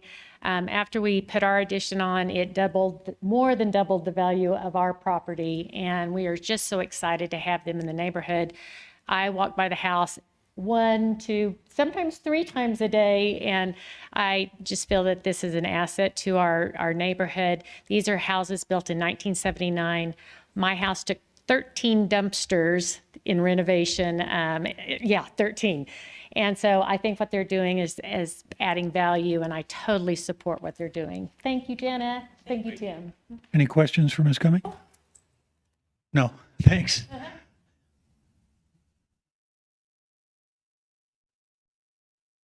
Morning, gentlemen. I'm Bruce Hoover. I'm also a neighbor of the Jordan family, and I am here to speak on their behalf. Last night, I drove the area. I drove St. Andrews Drive 6 different times from both directions just to confirm my argument. And sure enough, everything that's been said is valid. Tim was so thorough and convincing that anything I say is going to be redundant. I'm going to shorten my presentation just a little, but I am going to support my good neighbors. The allegations for safety, for a lack of visibility, for vegetation and the ecology, they just don't apply. They're invalid. And to me, they're somewhat spiteful. I don't know the motive behind this, but, and driving it last night, as everybody has said, the front yard, if I got out of the car and stood next to that embankment, it's 12 to 15, it's twice my height, 12 to 15 feet. So coming, driving, walking, riding a bicycle, riding a horse if it's allowed, does not affect the existing vision. The field of vision does not change for anybody because of the height of the front yard. Specifically, there's no impact whatsoever. I can only hope that my kids make the same sacrifice for me when I'm 82, but I'm not holding my breath. But it's a noble and worthy cause. I sure support it. With 188 trees to begin with, this lot is covered with trees. They never see the sun. All they have is shade. Look how pale they are. To remove 11 trees will have no impact on the aesthetics, the curb appeal whatsoever. It's a slam dunk to me. I welcome anybody to go out there and drive it as well. Thank you. Any questions for Mr. Hoover? Thank you. Thank you. Anyone else in the audience who wishes to speak in favor of the application? Anyone online? Seeing none, we'll move. Is there anyone in the audience or online who wishes to speak in opposition? Sir? If you haven't already, yes. I don't have a pen. We'll get it. She's got one right behind you. Thanks.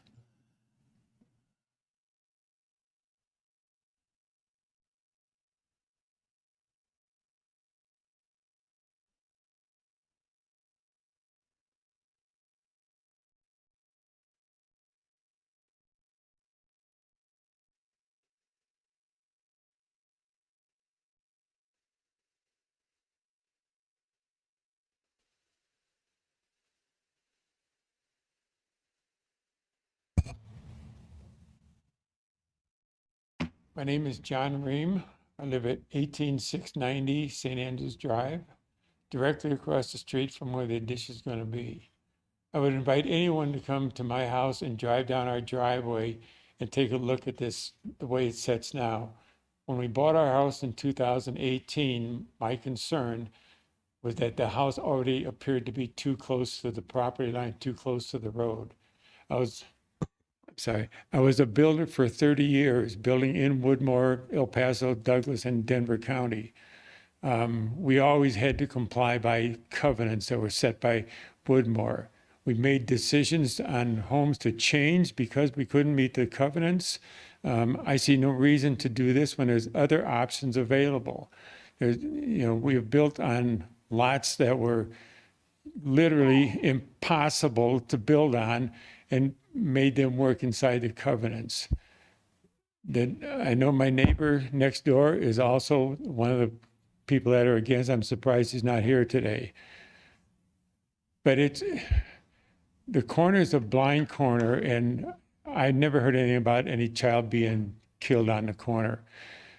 However, in the last 2 years, we've had a number of times to tell children not to ride up and down that hill of the property because it's one of the few places, if not the only street I know of, that has a 30-mile-an-hour speed limit where everything else is 25.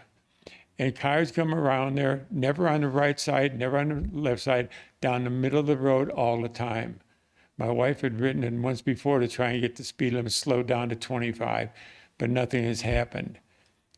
When you look at the house now, because our house is elevated up above it, the views you see from the street are one thing. From when you're coming out of the driveway is another thing. Michael next door is the same thing. You come out, you see the same thing. It's easy enough to see where it's a dangerous corner, and anybody that disputes that doesn't live on that corner. I've always been one to look at what the covenants are. When we bought our house, we made sure before we bought our house that it was in code with the covenants so that we weren't concerned about somebody doing exactly. I'm not Italian, I swear. We wanted to make sure that nobody could do exactly what they're doing and start adding on more to the house. And we were pretty much assured by the BOA and the Woodmore Improvement Association, 40 foot is what it's going to be. If it's a corner lot, whenever we built a home, if it's a corner lot, whatever the front door or the garage driveway is on, that's the street address. If there's a side street, that side street is a 15 foot. It's not a 40-foot setback. I don't know any of the homes that that are required to have a 40-foot setback on the side street. And I just, I think it's wrong to just adjust everything for one construction. And I'm not opposed to construction. I made a living at it. I'm not opposed to doing it. And I'm not opposed to doing it in Woodmore. But most of the people that approved of this are not neighbors other than they live in the same neighborhood. I wouldn't approve something that's done down in the Broadmoor up here just because somebody wants to, I just really think consideration needs to be taken. I think we need to consider what it's going to do for the future. Because once we set a short setback in the front of the house, what's to stop me from putting a garage 20 foot off the property line? Very nice presentation. I don't agree with very much of it. I do agree with some. I understand, the constraints on building and putting an addition on. I understand taking care of, I can't say my elderly parents. I'm 81 years old. So I don't have elderly parents, but I can understand the thoughts and the concerns there. But there's always options to whatever comes out first. As a builder, I would have never suggested building something knowing it violates the codes to start with. And I think that would be the fault of a general contractor that does that. You have to explain to them, this is what we can do, this is what we can't do, and then you adjust it to there. There's plenty of room out the back to build a house, to build an addition to it. And, when you come down our driveway, there's 3 trees that block the view of where we're at. The other end, there's a lot of trees when you come up. And because you're coming up a hill, you don't see it. I see it every day because I come up there every day. And I just think that the standards were set there for reasons. And, that's about all I can ask for is, come down to the house and take a look once. You'll see what I'm talking about, That's it. I appreciate your time. Okay. Does anyone have any questions for Mr. Ream? Thank you, sir. Is there anyone else in the audience who wishes to speak in opposition? Are you wanting to speak in opposition, sir? Okay. Is anyone online that wishes to speak in opposition? Okay, in that event, we'll deem the public testimony closed. The applicant is now afforded an opportunity to make any rebuttal comments. Yeah, first, it was kind of hard. Make sure you're in the microphone, It was kind please. of hard for me to hear everything he said, but I picked up on a couple of things.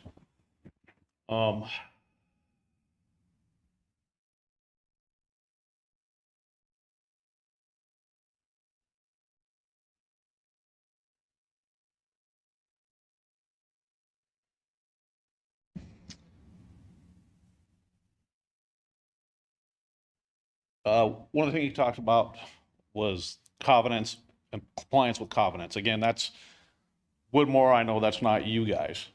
We are 100% in compliance with the covenants. We started this process several months working with Woodmore Improvement Association before we got to the county side. The plan that we came up with has been revised at least 5 times in order to fall within what Woodmore says our setbacks are. So we're not out of compliance with the covenants of the Woodmore. We're completely 100% in compliance with what Woodmore requires, which again, I want to say it again, it makes it really hard when they have this and you guys have this, us trying to do something. The other thing, again, the roadway, we've discussed that. I've shown videos of it. We're not changing anything on that road, anything at all. We're going to be up over the other side. I think, did he mention aesthetics? He did mention aesthetics, and on that part of the hill where he comes down his driveway is his complaint that as he's coming down from the top of his driveway, he can see the side and top of our house. The quote was, "I have to look at your house every day, as it is." His wife said, was yeah, the quote. when we asked.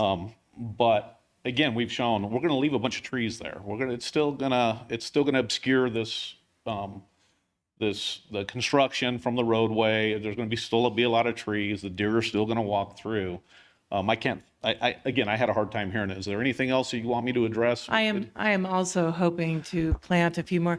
There is a bare area up on that berm up at the very top. It is bare, and I've been talking to my husband about what kind of trees we can plant there that will take and not be. I've entertained birch and aspen. I was told not aspen, and other types of pine trees to put there. Just to clarify, our construction is down here. The bare area, in fact, I think we have it, is up back here. Is to the side and yeah, it's up more here. back. And their driveway is here, so they're looking at this every day when they come down. We're building down here with a bunch of trees and everything else. Okay. All right. Thank you. Any further questions for the Jordans? Nope. Thank you. Thank you. Okay, with that, we'll deem the public testimony closed. Staff, do you have any? Sorry?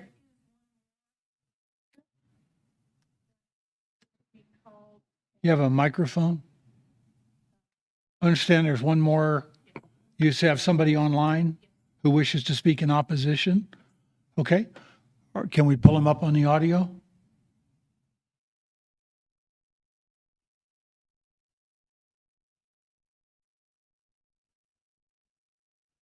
Do we need to take a short break and give him an opportunity, or is it?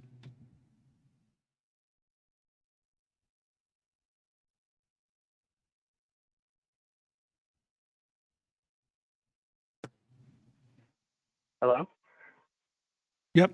Can you hear us? Participant is now joining. Yes.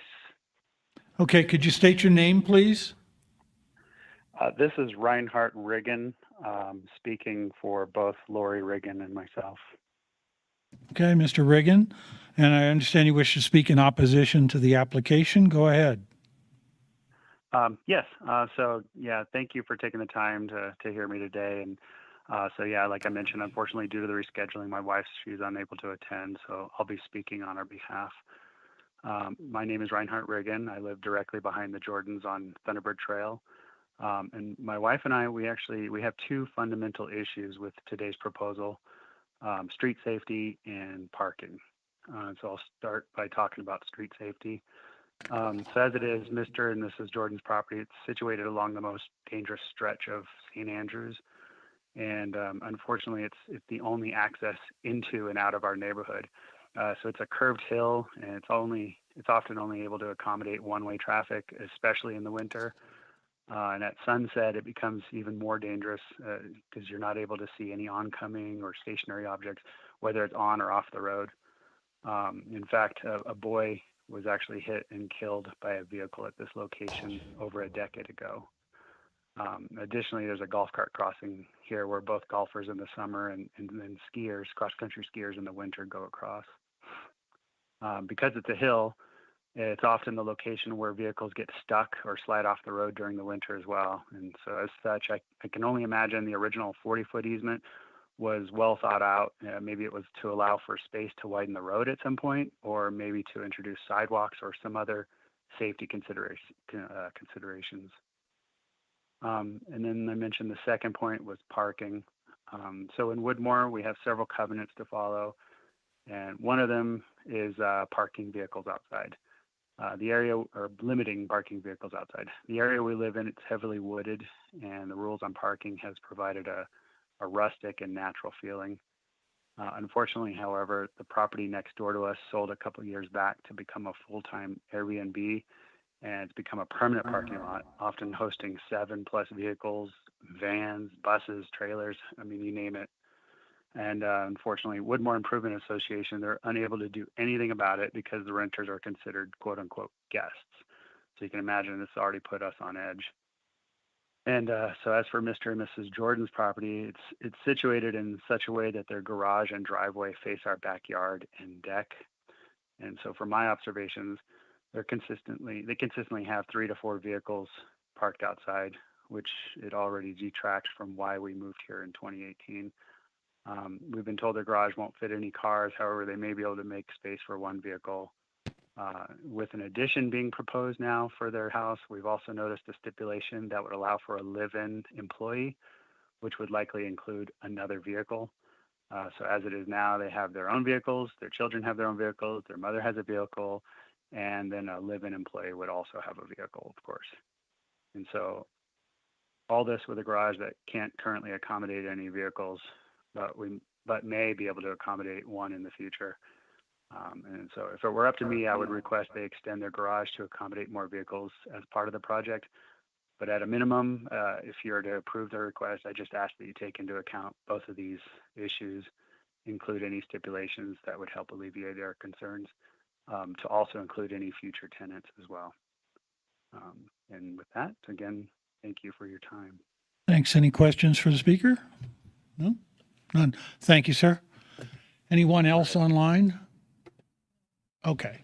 With that, you had an opportunity to rebut earlier. I closed it out thinking we were finished. You're now going to have another opportunity to rebut those comments as well. But please keep it Honestly, to, I was having a hard time hearing him. I think he well, mentioned. his that what we- concerns, I'm sorry? were street safety and parking were Street the safety 2 and issues he parking, and I think raised. I addressed both of those in my presentation. Woodmore Improvement Association allows 4 cars to be parked on the property. We park 4 cars on the property. That's an HOA issue. It's not a BOA issue. And we don't park any more than what's required. Again, roadway safety. I think we've beat it to the ground, and I think you've heard from your own county representatives that it's not going to affect anything. So with that. Thank you. Any questions for the applicants now? No? All right, thank you. Thank you. Now I think we can deem the public testimony closed. Staff had nothing earlier. Do you have anything now? No. With that, we'll move to board discussion. Any board members have any comments? I'll make a couple. And I really want to take just a moment to help educate the audience and make sure that the folks who spoke in opposition fully understand our considerations when we get ready to vote, the things we look at.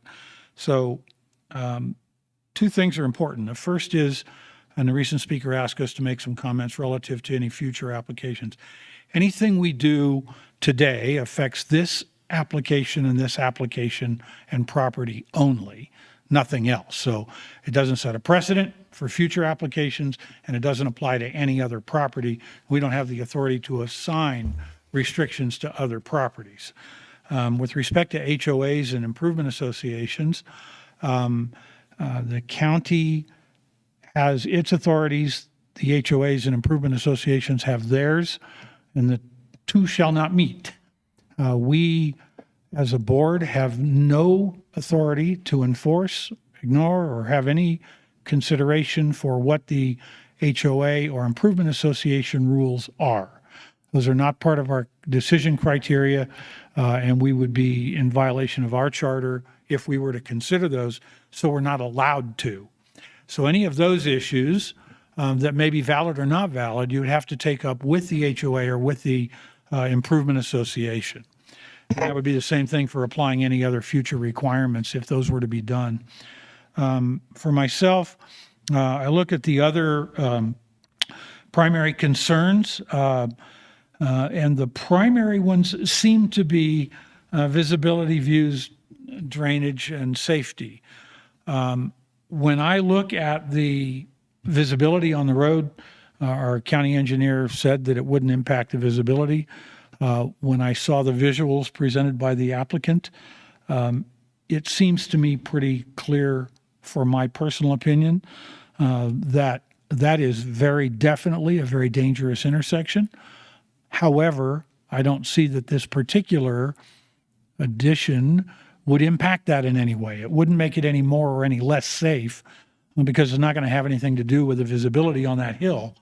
And so I take those things seriously. I really do. That's why I said earlier I was going to look at other options that might exist. Views, I need to say that views in Colorado are restricted to your property line. You don't have a right to a view beyond your property line, so we're not allowed to consider those either. So in looking at the potential issues with drainage, I didn't see any, and the engineer confirmed that there weren't any. So for me, as I look at and seriously consider the neighbors' concerns about safety, and parking is the improvement association issue. Can't do anything about that. The safety, I don't think, is exacerbated by this particular addition. I am swayed by the applicant's visuals, which were exceptionally helpful, and also the discussion of the considered options. So for me personally, I would tend to be in favor of this.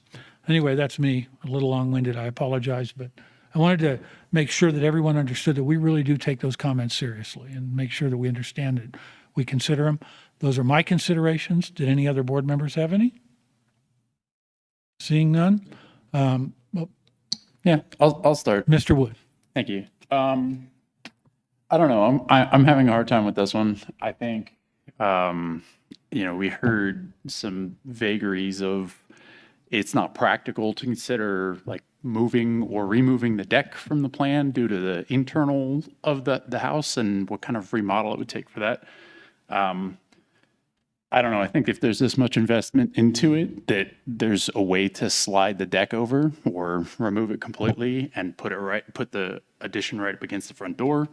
I wasn't convinced by the discussion that wasn't possible. And I agree that the berm seems to be more of a safety thing than the construction does. So that, that to me doesn't make a whole lot of sense. But even options like putting mom in the master, instead of having her in the ADU, that seems like a valid substitution as well. And then there's no construction needed. So I don't know. I can see it both ways, and I'm kind of on the fence with this one.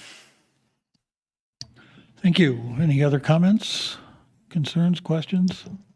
Mr. Tank? Yeah, Mr. Chair, thank you. Yeah, I'm really, I'm not as struggling as much. I'm really looking more to favor this for the applicant for equitable consideration. Looking at the various options that were supported and pursued by the various contractors. I know that they didn't have that option in the packet, as Mr. Wood noted that, there may be some internal shuffling of that and moving some of the new addition to the east. But overarching, I think, as stated, it is an odd-shaped lot.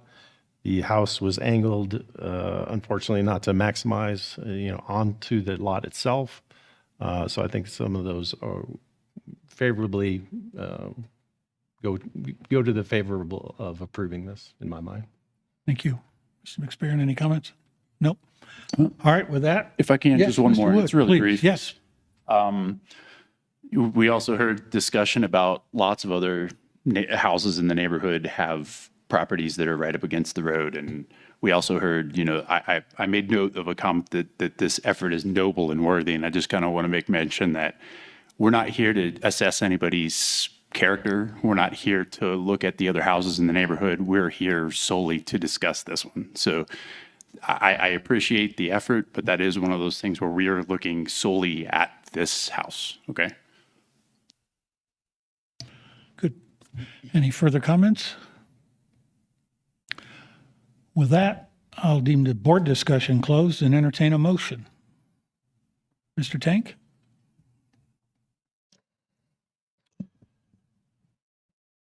Mr. Chair, with regards to agenda item 6 of file BOA 243 for project dimensional variance 18675 St. Andrews Drive. For a dimensional variant, I move for approval in accordance with new standard resolution number 3 with 2 conditions and 1 notations, citing a unique and equitable consideration that compels stating that the odd shape of the lot combined with the angular position of the existing house creates limitations on possible locations for the structure to be built. Thank you. So we have a motion for Mr. Tank with agenda item number 6, file number BOA 243, dimensional variance at 18675 St. Andrews Drive with 2 conditions and 1 notation for approval in accordance with standard resolution 3, citing the hardship and the unique and equitable considerations related to the unusual shape of the lot and building locations. Do we have a second? Second. Mr. McSparron, do we have any discussion on the motion? With that, I'll take a vote. Mr. Tank? Aye. Mr. McSparron? Aye. Mr. Wood? Aye. And the chair votes aye, and the motion is approved 4-0. With that, that concludes our regular business. Does staff have any additional comments, noting that our next meeting will be on 25 September? Is there any other comments from staff? Any other No, sir. comment or questions from the board members or legal? With that, meeting is adjourned.